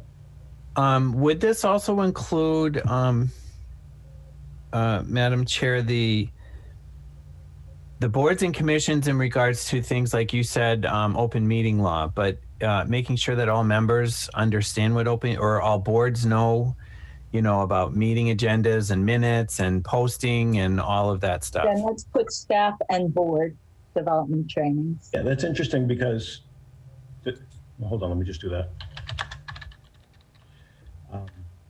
This too almost folds into the calendar because you could have, quarterly trainings so boards and commissions can know it's coming, plan for it. Its members know, oh, gee, there's a training opportunity coming up. Maybe I want to attend that. because we can compel staff. We can't obviously compel volunteer board members, but if they have as much notice of it and they know that, every September, whatever, there's a training coming up, they can plan for it and we'll get better attendance that way. Well, I think that's very important. And if it's not the chair that's responsible for going to this training, I think it should be the clerk or somebody on the board should be up with open meeting law. So again, that's a great point, Chaz, is that right after the election, or perhaps right after the June 30th appointment, which would be close enough to the election, but also pick up anybody that's newly appointed, there's a scheduled open meeting law training. Correct. So every year it's there. Start of the fiscal year kind of thing. That's start of the fiscal year is a good milestone right there. And we moved that and because we moved the 3 to the up to number 2. Got that? The comma and goes out at the end of that. No, Both ways. yeah, because we had 3. All right. Take out that and you just put in up there on number 1. I think Yeah, it you don't goes there. need that really either. So number 1, Oh, I see. Well, maybe. you added and in. I don't know if you needed that and. Yeah, there you go. Because and what?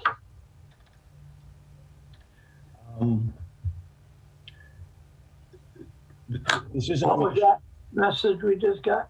Hang on.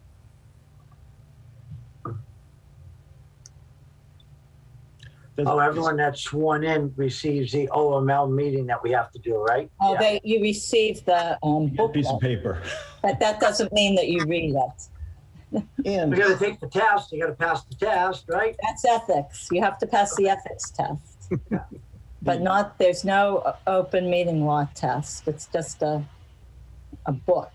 does it make sense that the calendar could be in the SharePoint and we can all be adding thoughts to it during the next month or 2? Or 4, yeah. I mean, That's a good idea. That way I- there, actually- I'm not going to spend 2 months building something that misses 30% of what it was that you wanted, Chaz or Joe.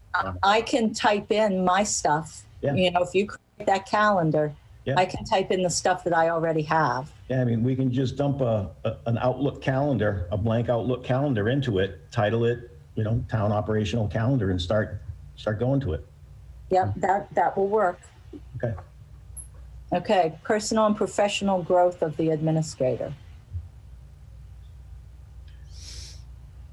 So that is where you would put in if there was a conference that you were going to, or a professional meeting, or so that I would vote to leave that there, although that's not really what we're going to,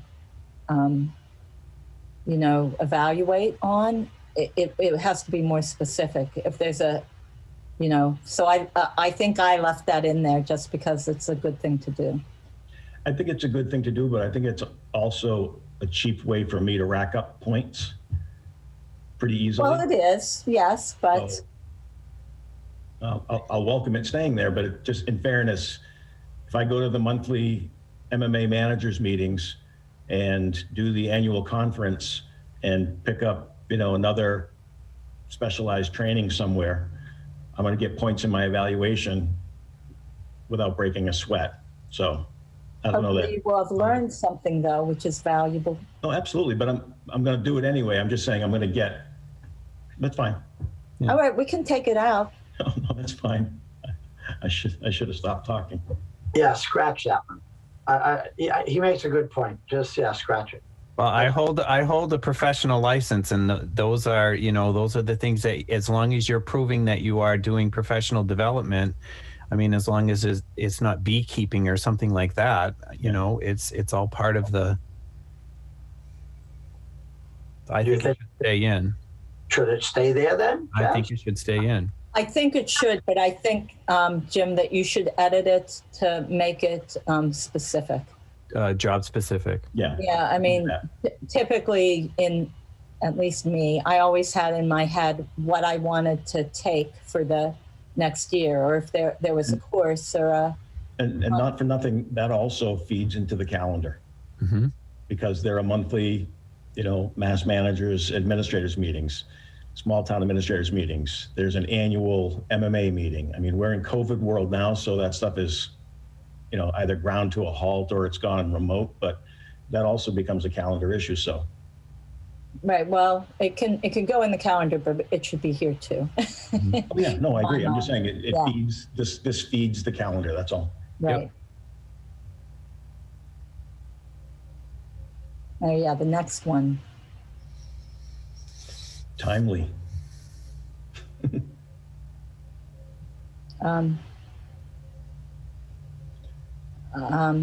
By prescribed deadlines instead of in a timely manner. Okay, we can go with that. Specified. It's just timely manner is so soft.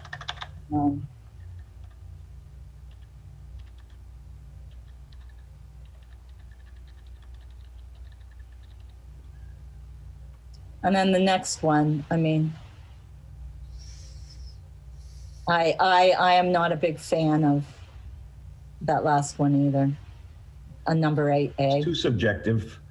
Right. I'm not really a big fan of that. I mean, what is job knowledge to one person may not be to another. Same with initiative. In any event, it's too. Earlier there was a question that revolved around parliamentary procedure, and I was able to whip that out, straight away.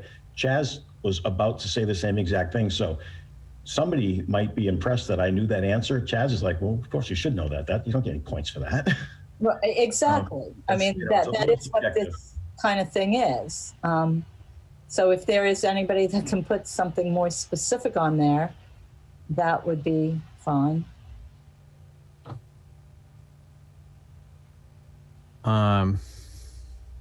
The ability to demonstrate job knowledge and initiative.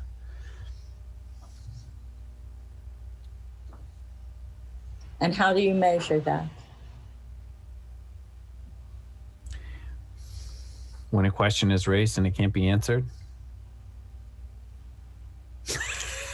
The answer is always, I will look it up and get back to you. Yes. And then getting back in a timely manner. Yes.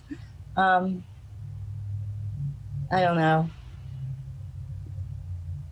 I'm kind of agreeing with you. Is that how do you measure something like that? I don't think you can. I don't see how you can measure that. I mean, Let's take this one out for now. I'm okay. Do that? I'm okay with that. yeah, You okay with that, Jim? yeah. At the end of this, we're going to end up with one goal, which is a calendar that we're all going to do together. So I'm digging this. This is good. Yeah, but we're going to modify it again, so it don't matter. Okay, I don't know where all this came in. Maybe I popped that in there. These are Joe's specific goals. Joe's, what? How'd I get into this one? No, these Well, are the ones because- that if you go back to, Oh, yeah, all right. if Yeah. you go back to, let me just get there quick. Yeah. Documents, evaluation goals and objectives, BOS goals. So those come directly from Joe's list because he had some very specific things that he wanted as goals. So there's really no other place to put them other than in the goals section. All right, well, let's look at those. Yeah, let me get back to where we were.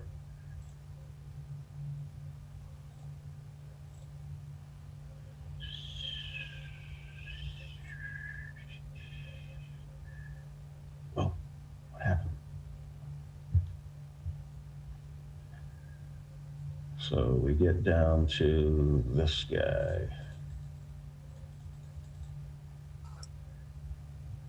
Okay, yep, support town employees. That's a goal. Make sure everyone's, happy.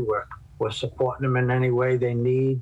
Make sure they have everything they need to do their job and do it right.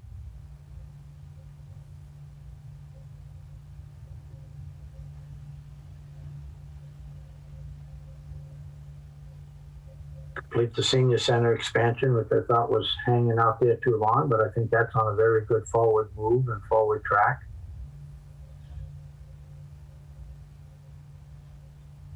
So these are item specifics. We, Did the policies and procedure review, so I don't know why that's even in there. well, we talked, you, me, and Wayne, these were our goals for the Right. 10. Right. So how do you translate these into measurable goals for the town administrator? Was my thought in it. There may be other ways to do this, but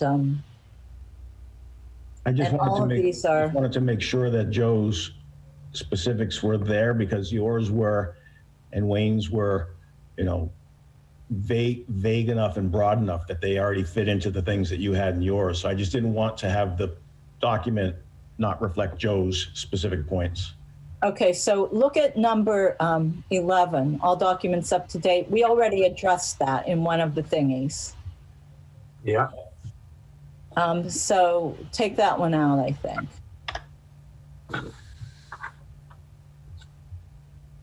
We already addressed policies and procedure reviews, right?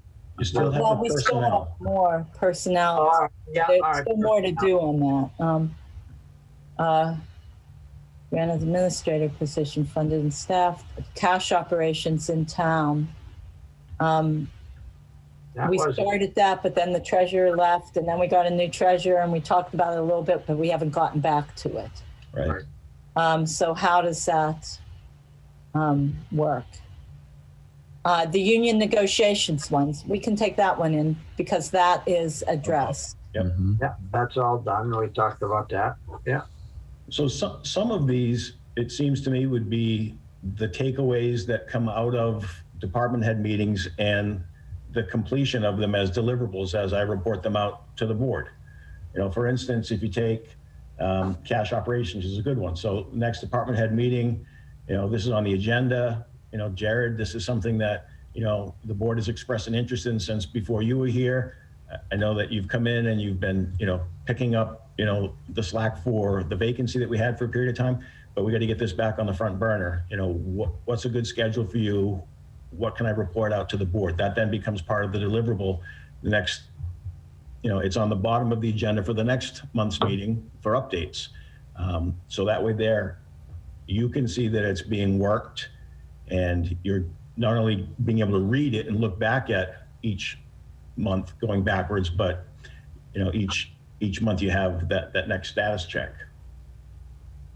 So maybe we leave these here. I think take out the very last one, use of Office 365, Outlook to share documents, files, agendas, calendars. Get that up above. Oh, but it says for all departments and boards. Never mind. Leave that in. This becomes Because that's a little bit issue. different. But this becomes a budget issue. Yeah. Yeah, Yes, yes, it does. Significant budget issue. It does. So, but it's worth. So maybe scope out the, proposed implementation or rollout of Office 365, these things for all departments, including, costs, by this date certain, so instead of us just always wishing we were doing it and saying, oh, geez, we don't have the money for it, be planful about it. Do the research, present the plan and the cost, and then we know going into a special town meeting or next annual, this is a goal, this is the cost, and if it makes the priority list, then we move. Okay, if this is just a priority list, I want to add one more thing, and you and I talked about it, Jim. So it would be the XII, retiree health insurance. That's a big one, because I think if we had that, we would retain some better employees and get better candidates to come to town. That's my opinion. 100% agree. Now I'm going to ask a question, just so Veronica doesn't ask all the questions all the time. How does this fit into what we were just talking about? All right, this looks to me like this is a specific to-do list And that's why it's under the goals and objectives section. I didn't know where else to put it, Chaz, because Joe's were so specific. They were a to-do check-off list. So this just seemed the only place to put it. So if we had this as a general topic to, able to accomplish or able to execute from the, list of to do or whatever we want to call this list, it can be an addendum too, as far as that. It can be a moving list. But Yeah, I mean, certainly you're not going to get all this done by December, Jim. I mean, it's Correct. not even worth, but if you don't put things like this on a list somewhere, like the retiree health insurance, you never do them. right. No, I understand that. But what I'm saying is make that a list and a priority list, or, a TA priority list, let's call it that. Okay. This is how well did you execute the TA priority list in this time frame? All right. So if we had 23 items on there and the TA accomplished 18 of them, then we can put a number on it. You see But what if he only accomplished 2, but they were really, really big and involved? right. And that we can evaluate that. But that's where the subjectivity is a little bit slippery, because somebody might, their thinking may be purely numeric. There were 23, you got 2, you got doesn't meet expectations, should be executed by sunrise. But to Veronica's point, they could be 2 of the biggest things that have been being chased for the last decade. Yeah, I understand that. And that's what I'm saying. And it have what we would be, I personally would want to be able to see the TA be working on these particular things. And if we are judging you, I mean, all of these things, you're going to have different levels of accomplishment in it. You're going to be able to work, 15 items all at the same time. So I'm, is he working on 15 or is she working on 15 items? Yes, they're working on 15 items, but how effectively are you doing that? Where are you know what I mean? Mm-hmm. We need something that we can measure. So I'm not sure of how we can put this like the others is all I'm trying to say. This to me is like the keep your eye on the ball list. It's just kind of, I don't know. Anyway. I'm just trying to match it up to how the format is from the beginning portion of it. Yeah. And that's why this kind of, I don't want to get rid of this. Don't call it Joe's list. Say that? We don't need to call it Joe's list. No, I think there's a couple of them that are in there that are mine. Yeah, they're not all mine. Yeah, I think these are the things that didn't kind of get hit in the earlier bullets, or the earlier numbers. Jim, I want you to put next to 11, put a U for use of. Yeah, I started to edit that because I thought I was going to write, prepare proposal, implementation plan and budget. Oh. I started to do that, and then I didn't want to start typing in front of people again, so I just left it alone. Yeah. I think we should just leave this here and see how it goes. I mean, this is a short-term goal list. We didn't start on this last December, which is typically when we would have done that. It's already almost May. But Madam Chair, even looking at this one, all volunteer committees, commissions staffed, i.e. strategic planning, disability, agricultural, capital planning. I don't know from where it is expected that staff will come or what that means. Volunteers, all volunteers. I mean, it's to get people on the boards. Now, this is a goal of mine. It's not necessarily something that's, well, we've already talked about this. Yeah. Right. So this list is nice to have, but I don't know that it necessarily belongs in something that you're going to be reviewed on. That's my point. That's exactly my point. So there's a standalone document, which is the to-do list, which can be a living, breathing list in the SharePoint that we tick them off as we go. One way to do it. Yeah. I haven't thought about, oh, exactly what are the mechanics of this list, but these are the things that are our goals for the town. Mm-hmm. So how do we, it might be that we pick up one of these that has, and it becomes a goal starting in January. Do you see what I'm saying? Mhm. But it's not, I wouldn't review you on this for December. You know what I mean? I would say take off the ranking under goals and objectives. Yeah, just get rid of that. And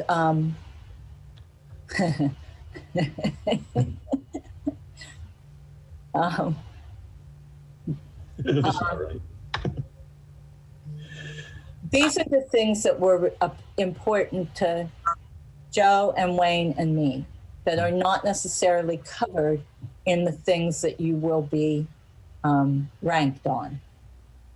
And But why there's- would it be in the document at all and not, as Chaz said, a standalone? Because I don't have anywhere else to put them right now at this moment. But that's why. But I think these were some of the main concerns that we had as a board that we wanted to kind of start working on to address, you know, for the town and how to move forward in a positive manner. I think is how this list has been generated. I mean, and you're looking at this. Yeah, I agree with Joe. Like communication center. Yeah, that's not something that you can do on your own, you know, but it's something that we would be looking, we, the Board of Selectmen, we're looking towards. So I think we have everything above 9, I think is pretty good. Is there a 10 when you go down? Or is this the last thing in the document? This is it. And overall is 10. Okay. The some of the words like harmony and support are a little tricky because some decisions and actions that I take displease people necessarily because the thing that wants to be done is not able to be done, either budgetarily or it's against the rules or something. That might create disharmony. Yeah, but I'm doing the right thing, but I'm creating disharmony. So do I get credit for doing the right thing or do I get dinged for creating disharmony? well, that's why we don't have measurables on this, because if it maybe it is disharmony, but the overall effect should be harmony. So even if there's one thing that causes disharmony at a higher level, it should be, I mean, you don't always get your way, do you? You know, but you still keep moving forward. I got you. Yeah, I'd forgotten that we took the scale off, so okay. Yeah, there's no scale on this. These things could get moved. Yeah, I got you. They're just our thoughts for the community, how to move the town in a better way, I think. Mm-hmm. Exactly. So what's our purpose here? What are we doing? Are we We are going to vote on this is what will be reviewed on. We have a couple of edits that we talked about making. So do you want to say vote to approve it as discussed, and then I'll listen back and make the edits specifically as they were discussed? Or here's the other option. We have a meeting next week. Next week we vote. Okay. all right? That's okay Does with that me. work for you guys? Joe? Sure. Yeah, have them change it and then we go back in, but we're not gonna, can you just show us what we did on the difference so we don't have to go down this whole thing all over We're not again? going down the whole thing. Okay, but just, Yeah, I could do track changes. yeah, just so we'll know and just make it simple, easy, we're done. And we vote on it, right? Okay, Yeah. Vote on it, absolutely. on May 4th. May 4th. Oh, we still got a lot of people with us. Wow, they're hanging Is in there. riveting television. riveting television. It's always fun. All right, so have we pretty much covered that one? We'll bring that back on May 4th for a vote, and Jim will put it in the SharePoint for the May 4th meeting with track changes. Chaz, were you able to get into the SharePoint? Yes. Okay. All right, moving on to 4.4, discuss and vote on the MVP Action Grant Letter of Support. So Jim is bringing this up. This is for the MVP Action Grant that the town applied for last year and is reworking, and I believe it's due in May 7th. It's for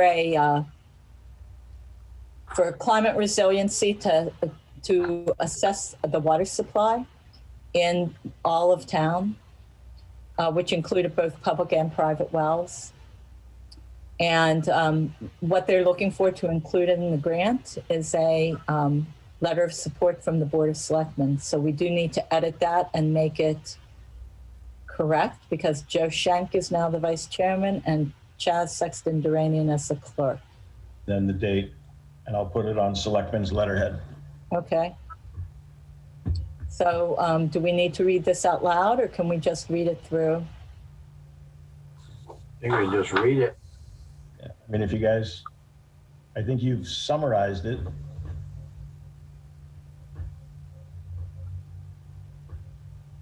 So I think we just have to make a motion to accept the letter to be sent out to the to Kara Rustin, the Municipal Vulnerability Preparedness Manager, So moved. and sign out of session. Yes. Thank you. All those in favor?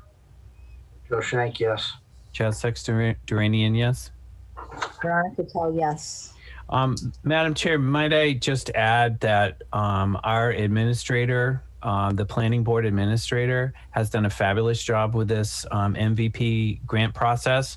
The whole the way in which it was put together, I just want to make sure that Beth gets credit for it, because she's done a phenomenal job on this. Thank you. I would agree with that. Beth has done a great job. Well, thank you, Beth, for stepping up and working hard at it. All right, moving on. 4.5, accept and vote to approve the town administrator as a signatory for the Department of Fire Services Grant Award for the firefighter protective gear. I believe you all saw that letter, correct? Madam Chair, I make a motion to approve the TA as signatory for the Department of Fire Services Grant Award for firefighter protective gear in the amount of $12,498.12. Is there a second? Second. Any discussion? No. All right, ready to vote? All those in favor? Joe Shank, yes. Chaz Sexton Duranian, yes. Veronica Kell, yes. All right, 4.6, define parameters and scope for temporary accounting services, or maybe we would call it an interim accountant, because we haven't received any responses, correct, to the posting, Jim? That is correct. We had received the one, but she got picked up by her prior employer the first day she put her resume out. So Jim had looked at MMA and come up with the temporary, the person that could provide services for us. So I guess what I need is a definition of what we are looking for. And then we can go out, either Jim or I or whatever the board chooses, to see what, if we can get a quote, I suppose it is, Right. for the services. So what I wanted to do was talk about what it is that we want the person to do. And so I had written down a few notes. Okay. So I see this as preparing the warrant every week, taking in what comes in from the departments and preparing that for our signatures, getting the checks prepared that need to go out, So I called that preparing the warrant and all that entails. Okay. Providing account info on request, answering questions that might come up, and performing reconciliation on a monthly basis. Because just looking at things, that's what I believe has to be done. So Joe or Chaz, anything you want to add to that? This is for a temporary, correct? Until we, Correct. So I don't know if we would call it temporary accounting services or we would call it an interim accountant. I'm not sure what you call it, but we need someone to do the job. yeah. I'm sorry, go ahead, Jim. I was just going to say, one of the big items for the accountant this time of year is the year-end close. Yes. So it's a significant task. So in addition to the year-round, do the warrant, answer the questions type stuff, the big deliverable is going to be the year-end close.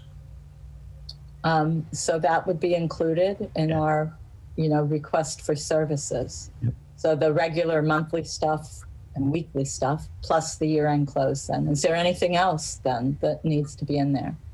Chaz, you look like you're about to say something.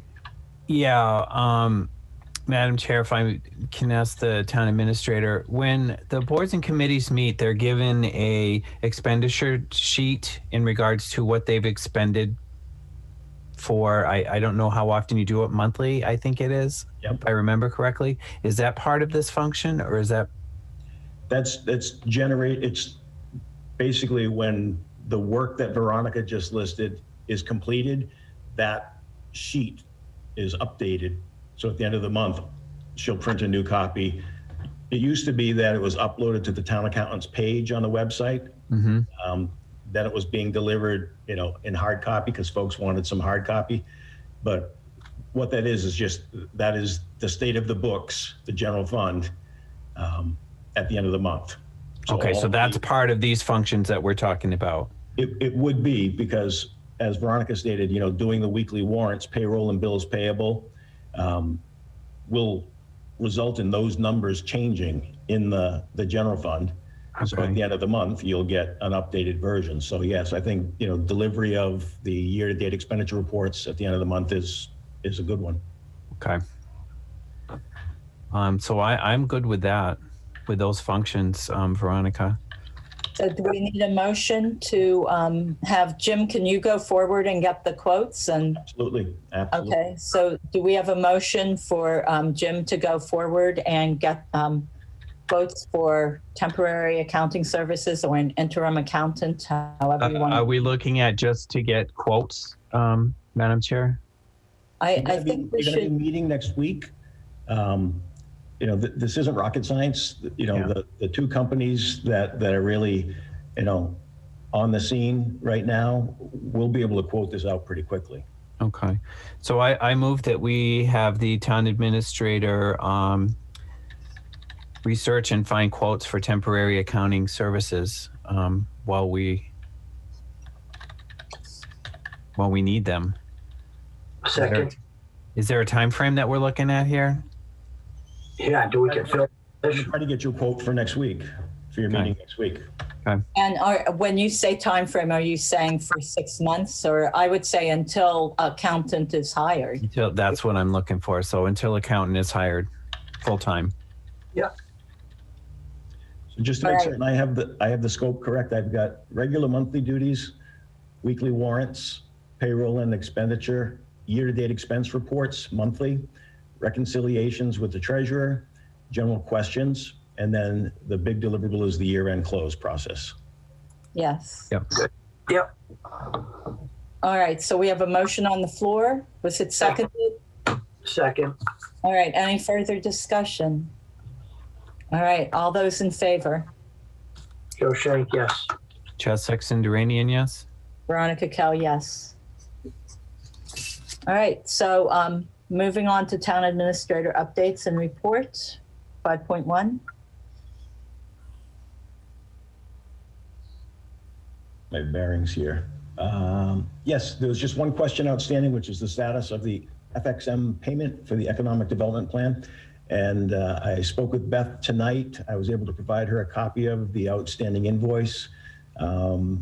And there is a line item in the planning board budget from the warrant article for the master plan, where there are funds sufficient to make this payment. So as I was directed by the board at the last meeting, this is going to be on the payables warrant this week. Okay, thank you.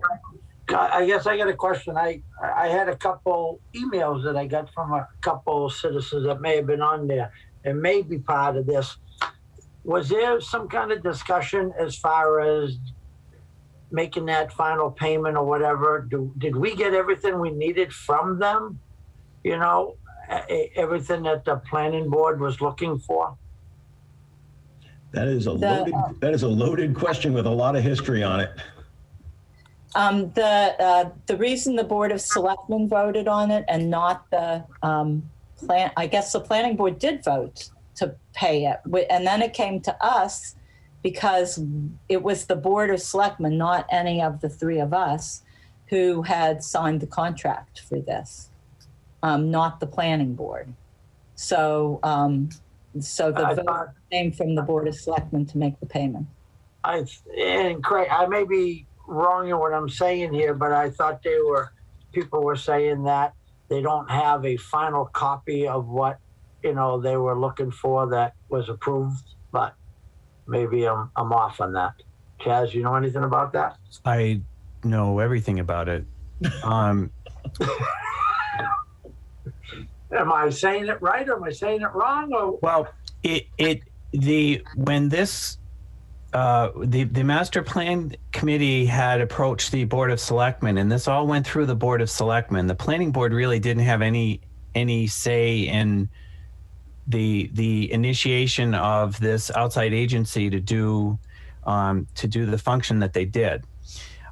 However, it's been well over a year before they have delivered a final report, and there has been some time period where nothing has been done. I know that and I'll insert my personal opinion on it, is that I feel that this bill needs to be paid. It is outstanding. And I, from my understanding, the master plan committee is working with that particular company to be able to rectify what the master plan committee wants. My concern was that because of the length of time, this bill needed to be paid. They did deliver a report. The planning board did, I can't speak for the planning board, but it had been delivered, and there has been a period of time that this report was given to us, and they haven't received their final payment for it. So the date on this, looking down at the bottom there, Jim, the contract was signed in June of 2019. That was almost 2 years ago. Wow. And if you back it up, the draft final report submitted, I don't know if this is when it came in, was August 30th of 2019. So I just think we should be at time to pay the bills. So anything that wasn't done, it's been 2 years. Right. Well, I just brought that up because I had a few people reach out to me, and I didn't know a lot about it, but so I just see this here, so I just ask the questions. If we don't get answers. And I'm sensitive to that as well. I understand. I understand fully where everybody is going, in regards to this.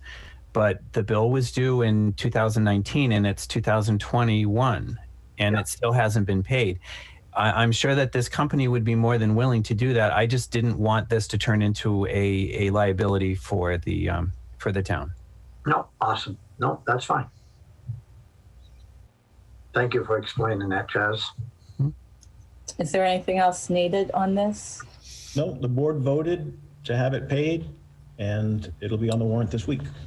Okay. Moving on. Ms. Kell, as a member of the master plan committee, are we able to speak on this? Sure. Okay.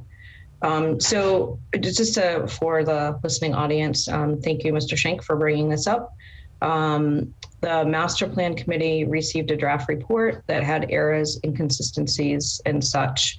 We received that right before the pandemic.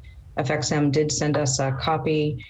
in Word so that we could make our edits. As we all well know, the pandemic stopped our meetings for a while. We did start to talk about the master plan committee meeting again. We had a meeting, Chaz was there, Karen Clements, and town council and Lance. We talked about a variety of different things with the master plan, one being the FXM issue. We did send a very lengthy list of suggestions and corrections that we asked of FXM. Since that time, we have reached out multiple times. As I reported at the last, at one of the last planning board meetings prior to April, that I had talked to FXM and they said that they had been tied up on other deadlines and they would get us something. I let them know when the meeting was to report back to the planning board. We have not heard from them since. So at that town meeting that this money was granted, it was to the master plan committee, and every other bill that has come forward on that particular voted line item, we were required to sign off that it was completed. We did have a discussion at our last master plan committee meeting about the situation where there has been no response from the vendor on making those corrections, and that we felt as stewards of this fund that was voted on at town meeting for the master plan committee, that it would be wrong to pay it when there's not a final completed corrected document in hand, and really at this point no correspondence back from FXM. So I feel an obligation as the master plan committee chair to let that be known, what we talked about at the last meeting. And again, it goes against what had been the policy prior, is that the committee that the town meeting voted to provide the funding to had to sign off on the prior bills before they got paid. So we do feel that if you go ahead and pay this, we're not going to get a completed corrected product. And we just wanted to go on record to make sure that that is so stated. Thank you. So that was some of what I've been hearing. So I guess, where does that leave us if we just pay that, and if the master plan committee doesn't get a finished product, we just left out in the dock and we don't get what we paid for? So. And the reverse question, Joe, then is, and what happens if we don't pay it, we don't get the product, and we are sued for the money? Okay, so can I ask the question, Jim, have you reached out to them at all? And can you ask them, say, hey, this was brought up at a meeting, we want to pay the bill, but we hear there's just get, maybe an update. So we, by all means, they got to be paid. I get that. Absolutely got to be paid. But if they're not fulfilling their end of it, I don't want to see us put our town money into something we're not going to get. So, Chaz, I think you have been more involved in this too. And I mean, how do we get to a compromise that they get paid, but we get what we paid for? I believe that in the meeting that we had, it was meaning with the one that Ms. Craven referenced. Town council was present at that meeting. Town council is very well aware of the situation, and my understanding is that even if we did pay them, town council would be able to vie for if this was not there. As far as the finished report, it was something that the master plan had done on their own. The planning board didn't really see it until very recently. And it's ultimately the planning board that is going to be approving the master plan once it's completed. I'm concerned of the length of time and the fact that it hadn't been addressed for such a long period of time. And I don't want to put the town, like I said, the town, I don't want to put the town in jeopardy. So, If I could just step in one more time and then I'll go on mute. With the pandemic, many contracts all over the country were put on hold. So I think everyone is in understanding with that. Mr. Schenk, I think your idea of an outreach to them, perhaps a proactive letter, joint letter from the town, the planning board, selectmen, whoever it might be, with our concerns from the master plan committee, and give them, another 15 days, 30 days, whatever might be appropriate, to say, could you please get us these changes so that we can pay this bill? We've been talking to them for months about the changes, since last fall time. I don't recall the exact date off the top of my head, but I do recall having that very specific meeting prior to the beginning of April, where he said that they were finishing their other project and they would be in touch. And now it's April 27th and we've heard nothing. So I would think that if we'd heard nothing now, once they're paid, we're not going to hear anything. Then that puts us into the predicament of having to go after them, so to speak, in order to collect the report. Whereas if we can proactively say that we're trying to work this out and give them some time, that perhaps they would then deliver the product that the master plan committee could use for this, very important document that we're striving to complete. I think we should consult town council on this, Madam Chair. We have already voted to pay the bill. Right. And as far as I can tell, it's been 2 years. And I don't want the town to become the town that doesn't pay their bills. If there is a report, again, I don't know the extent of the changes, but there is a report, correct? And apparently the vendor believed that they had delivered a final report. Correct. And my guess is it was in the fall of 2019. Correct. And it's been 1.5 years, pandemic or no pandemic.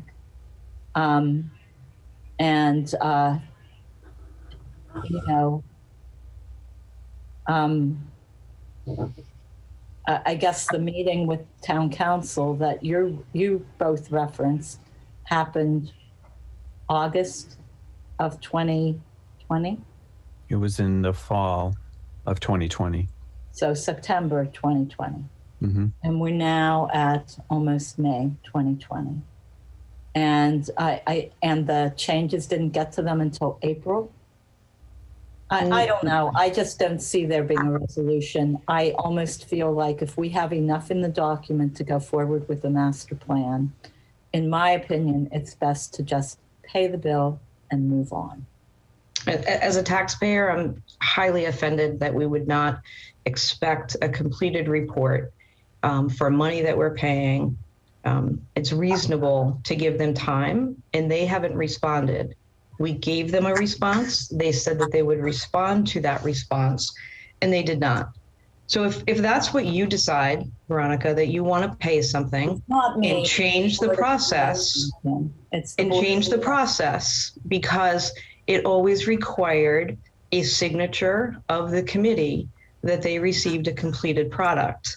As I stated at the master plan committee meeting, this is a very small public here at this meeting, but I do want to state in public that it is not the desire of the master plan committee to accept the report in its current state. FXM said that they would change it.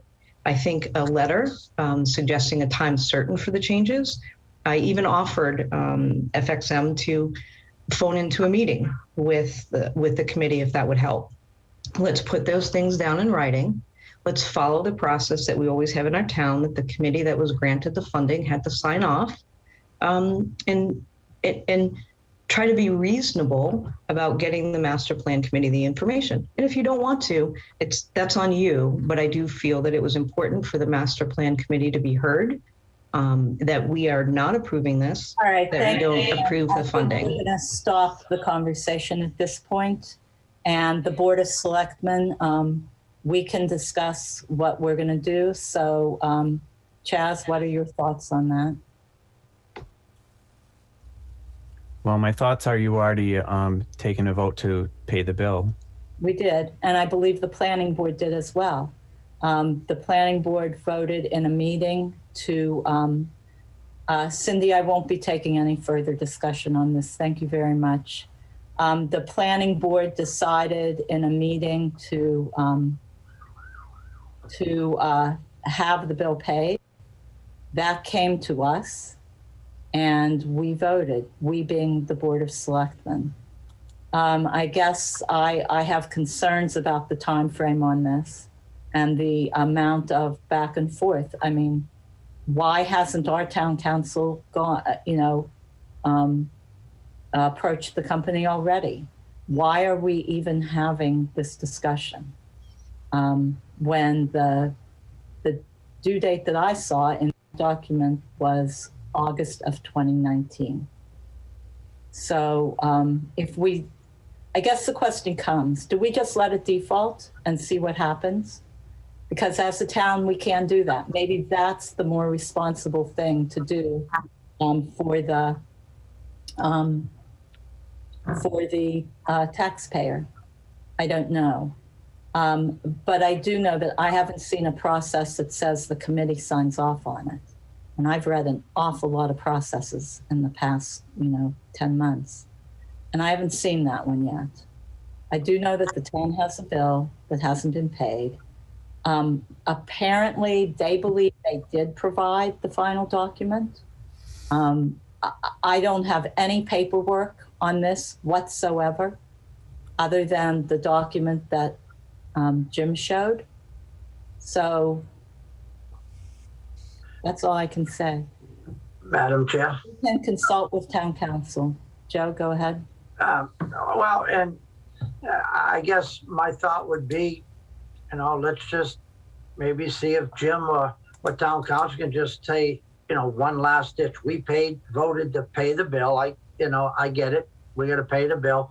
But maybe if town council or Jim just say, look, we're going to pay this bill. Our, master plan people evidently been working with you where there's some issues. Just get an answer to that. You know what I mean? Then maybe next meeting, Jim can come back and say, hey, Joe, they feel it's all set and ain't going to do nothing. Or, well, maybe they're going to say, well, yeah, we're a little slow behind. But, without having something in front of us, once again, we've already made that vote. I get it, but I don't know. I would think we would, if it was me paying my bill, I'd reach out to them and say, look, I'm not happy with what I got. Am I missing something? You know what I mean? And there might be a simple explanation that left hand didn't understand the right hand, and all of a sudden it's going to be resolved and we move on. Well, I can't speak. I can't speak for the planning board, but I can say that the planning board had discussed it, had reviewed the report, and they were satisfied with that report, from what I understand. Okay. And that was what we acted on when we voted it. It's been a while. I think we voted it in March, early March. However, the money was not given to the planning board. It was given to the master plan committee. That's correct. And that's why this isn't in front of the planning board. It's in front of the Board of Selectmen.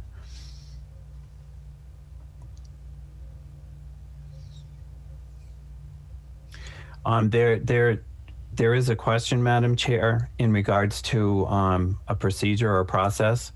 If it's a prior year bill, then it needs to be voted on at town meeting, is the question. I believe that that's not the case, because the money was allocated at a town meeting, and then it's just to spend everything. We don't go and vote on everything. That once it's allocated, it's allocated. It just needs to be spent for the purpose that it was allocated for. There's not an additional vote required. Do we have a dollar amount of this?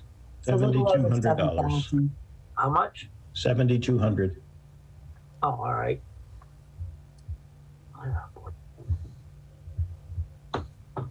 I'd love to see we get what we want, but this is, I will agree by hearing, Kim Craven, hearing Chaz.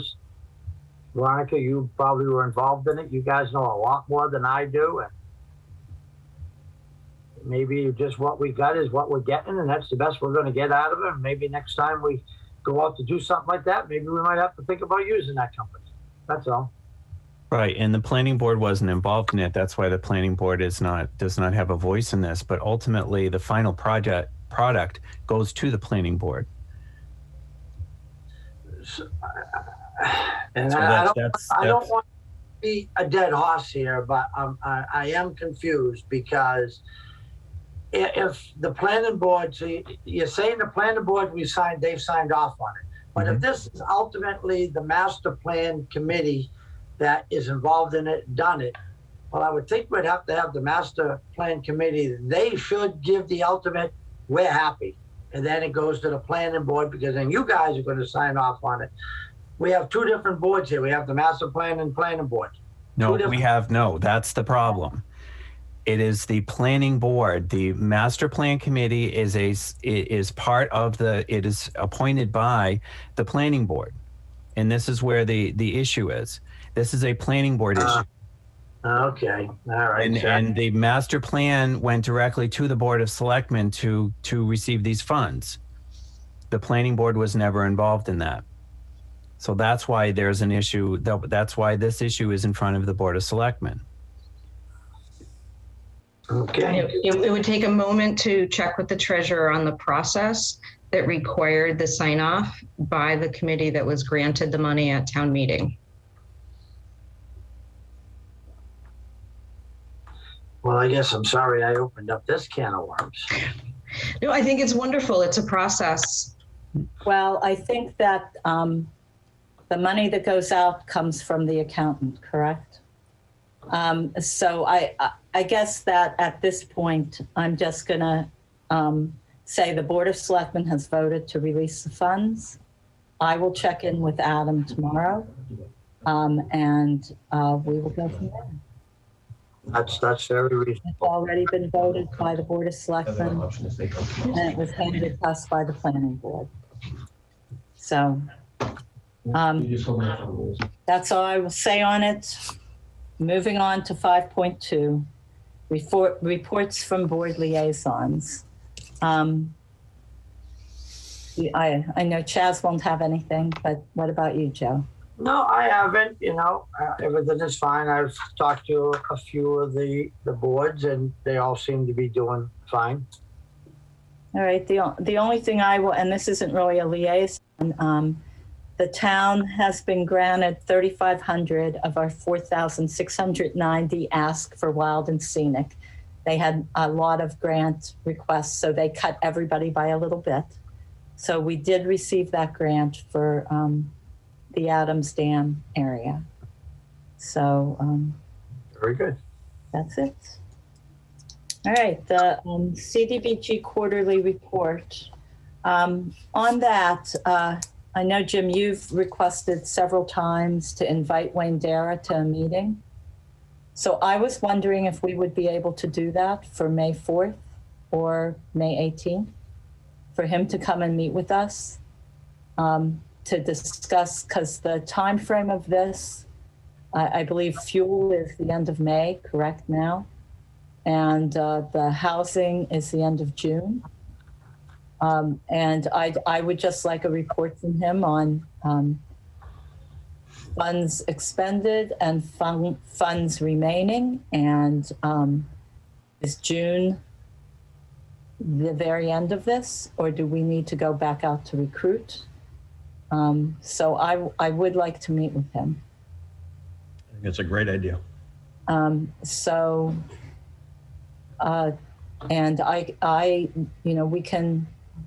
we should probably put together some questions that we would definitely like his answers to provide to him. Mm-hmm. And then he should be prepared for anything else that the board has.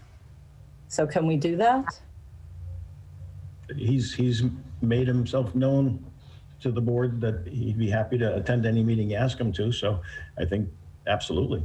Okay, so I think, I don't know, Joe, how you and Chaz feel about that, but I would like to have him come, especially with this grant perhaps coming to an end in another. Put it on to May 4th.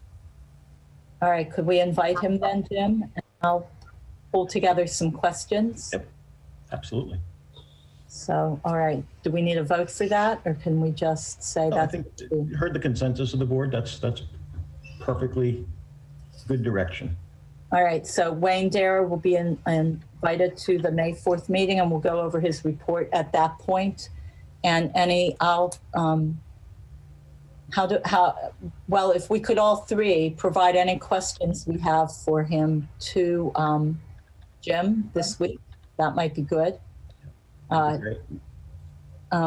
So that he has some idea of what we're going to be asking or what we want to know from him. All right. Sound good? Sounds good. All right. There's nothing that we need to take action on right now, Jim, right?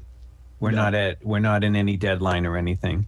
No, the board extended took a vote to extend the fuel deadline at the last meeting, so that's been bumped out a month. So I think if Wayne's able to make it for the meeting of the 4th, which I'm sure he will, you'll be able to get a good sense of where we're going. Okay, good. Okay. Thank you. Announcements, communications, etc.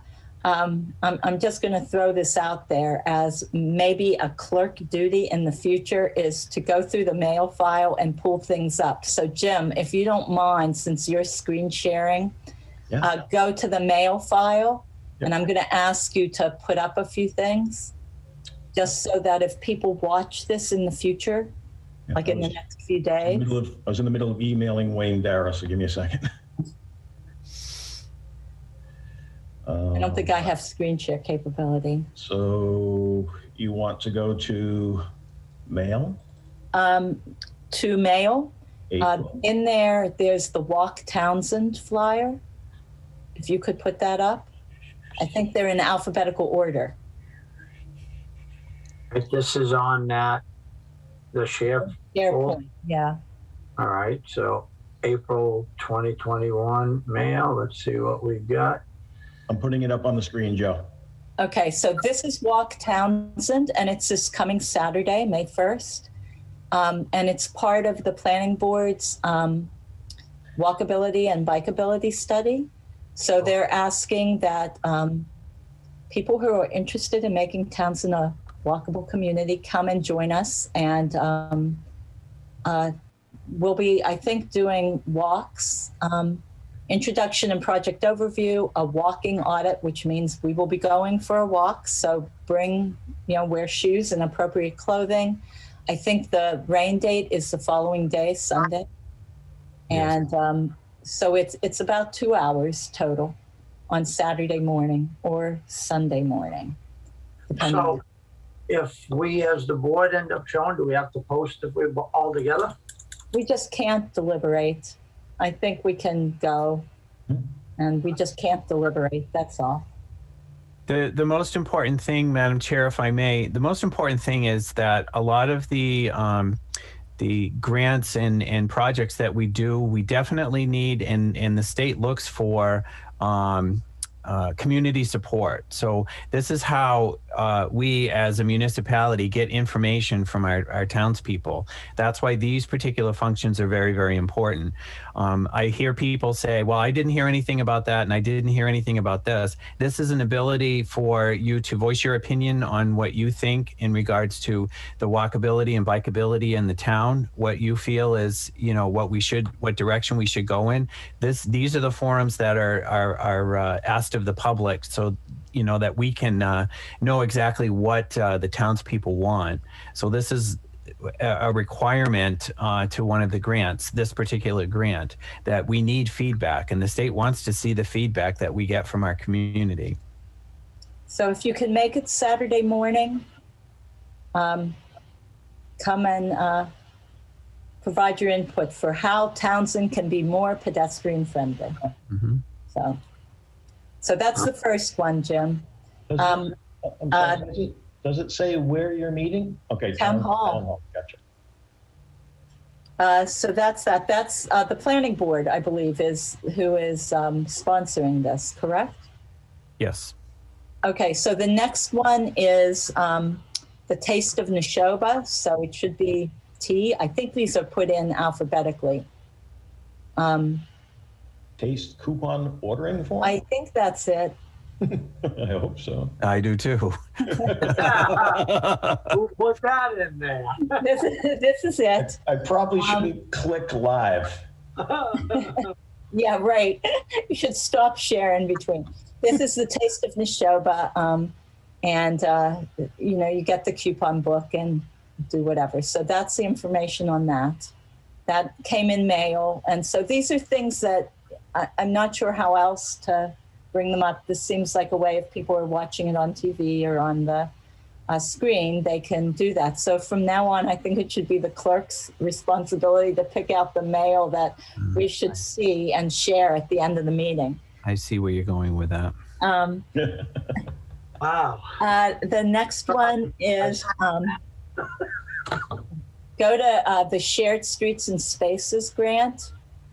We did just get the $182,000 for the Shared Streets and Spaces winter, but now they're coming out with another Shared Streets and Spaces. It's due in May 21st, I believe, and there are parameters. So if anybody is so inclined to apply for that, to work with the town on that, please do. But I'm not, we are eligible, even though we've gotten one already, but they're looking at things a little differently this time around. So I don't know if there's anything there, but I don't know if you want to pull that one up, Jim. I've got the file pulled up. I don't know which document specifically you'd like. Just the Shared Streets and Spaces, the letter at the beginning. It came in mail.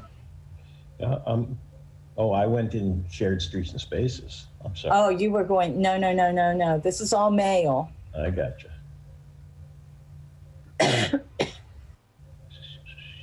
Something went wrong. Retry. April. These are just the things that on planning board would be in the folder that we pass around at the end for everybody to look at. But now that we have this wonderful forum, it's a good way of showing it to the town. I presume you see it? This might be what you're looking for. It looks like a letter. Yeah, New round of it. Shared Streets, that one? Right, that's it. You're gonna need to make it a whole lot bigger. Whoa, it's too big. All right, so they're giving preference to environmental justice communities. I think they're looking for quick build projects less than 50K. So the project we just put in would not, municipalities designated as COVID higher risk or red communities, which we were this past reporting cycle, sadly. Cities and towns that have not previously received, that might kick us out, a Shared Streets and Spaces grant in either the summer or winter cycles, and we did get the winter cycle one. Yeah, so So that kind of kicks us out. So, but it just does tell us that there will be more coming. All right, the wellness photo contest for employees. I don't know if that was, I don't know if these things get sent out, but I think it's under W, or it could be under T, Tara, somebody. Photo. It's a photo contest. Yes, that's right here under photo. Share screen, share.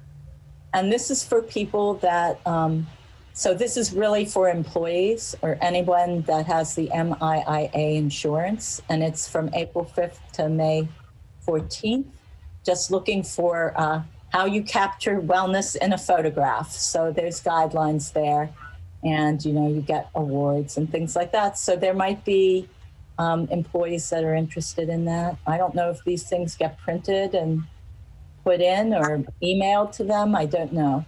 They go And out then the last one is, to the employees. Sorry. so might be worth looking at. And the last one is the Omni Environmental Letter. And this is more for Chaz and Joe and anyone else in town that might be interested. This is about the fuel spill during the fire around Christmas time. And it's just to let us know as a town that it has been remediated. Yeah, I did read that. Okay. Yeah. All good. So that's all. That's all that is. So thank you very much. That is the announcements and communications. So now, Jim, I would like to share. Can you transfer hosting to me? I can. Let's see. More. And this is for anybody interested, and I'll put this in SharePoint tomorrow. Let me see if I can. I actually can't. So maybe Hartley will need to. Oh, no, you're Okay. listed as a co-host. Am I? I just made you a co-host, Veronica. Oh, thank you. Okay. So let me try it. This is our, I thought we should, because it is almost May, we should come up with our Board of Selectmen schedule for the summer, especially if people are going to be taking time off. So I tried to keep to the 1st and 3rd. And I will put this in SharePoint tomorrow. I see, Joe, you're taking a picture of it. But Yeah. the 4th and the 18th. So that's 1st and 3rd, June 1st and 15th. And then June is a 3-week month. So we have to make a decision. Do we want to have a meeting on, or 5 Tuesday month? Do we want to have a meeting on June 29th, which is 2 weeks after the 15th, and skip July 6th, which is the first Tuesday, but it's 4th of July week. And then July 20th is the 3rd Tuesday in July, and then the 3rd and the 17th, and then we have the same situation in August. Do we meet August 31st and skip September 7th, or keep it September 7th? So we can make these decisions next week on our summer schedule. Awesome. And we can adjust to the 2nd or 4th if needed, you know, for vacations. But I thought we should look at that and have some idea of what we're doing for the summer. So any thoughts, comments? Yeah, no, I think that's good. Let's look at it next week. I'll look at my schedule. I'll make dates of that if I'm away or whatever. But now, I guess, are we going to go back to in-house or staying on virtual, or what's we had that discussion? What do we do? Now we have a new board member. We vote on, are we going back in-house to have our meetings? We're going to stay virtual. What are we doing? Well, for now, we're virtual. The 18th and the 1st, for me at least, will be virtual. But if we decide, so we can think about this till next week, we could go back into the Great Hall. I know that there's a possibility that there will be rec programs in there over the summer, depending on what happens, I believe. I'm not certain, but it could be. So, and I think that the Great Hall was getting set up to have meetings. Is that true, Jim? The discussion is still underway. You're talking about the equipment? Yeah, the equipment. Are we equipped to? Not yet, no. It's actually, I know that I spoke with Dave Funioli last week. He had a couple of questions. I know that Bo and Hartley have spoken a little bit about it, but I think it was after town meeting time, we're going to be able to focus on getting that scope finalized and getting it out to bid. So it won't be in June. Okay, so maybe our goal should be to go back into the Great Hall like in August. Yeah, that's fine. I wanted to bring that up. That's fine. So at least we can look at these if we're going to be virtual. If one of us are away, even if I'm away at my home, I can still just do virtual there. So that's fine. I'm all good with that. All right. So TBD on going back into the hall. But I'm going to stop the share on this. I'll put this in SharePoint later tonight or tomorrow. I think I had something else I had to do. All right. So any other questions on meetings for the summer? And we'll have other meetings if there are as needed, if necessary, but those are the regularly scheduled. All right, do we have a motion to review and sign payroll and bills payable warrants out of session? Madam Chair, I move that we review and sign payroll and bills payable warrants out of session. Second. And I think, all right, that was a second, correct? Yeah, second. All right. Any further discussion? I can go over this all with you tomorrow, Chaz, at your convenience. Or, oh yeah, you haven't done His, this. his first time, so. Yeah. Okay, so I'll let you go over that with him, Jim. Okay. All right, so all in favor? Joe Shank, yes. Chad Sexton Duranian, yes. Veronica Kell, yes. All right, the last one, I'm going to pull up an email here, and you should have that as well. Instead of an executive session, I would like a motion to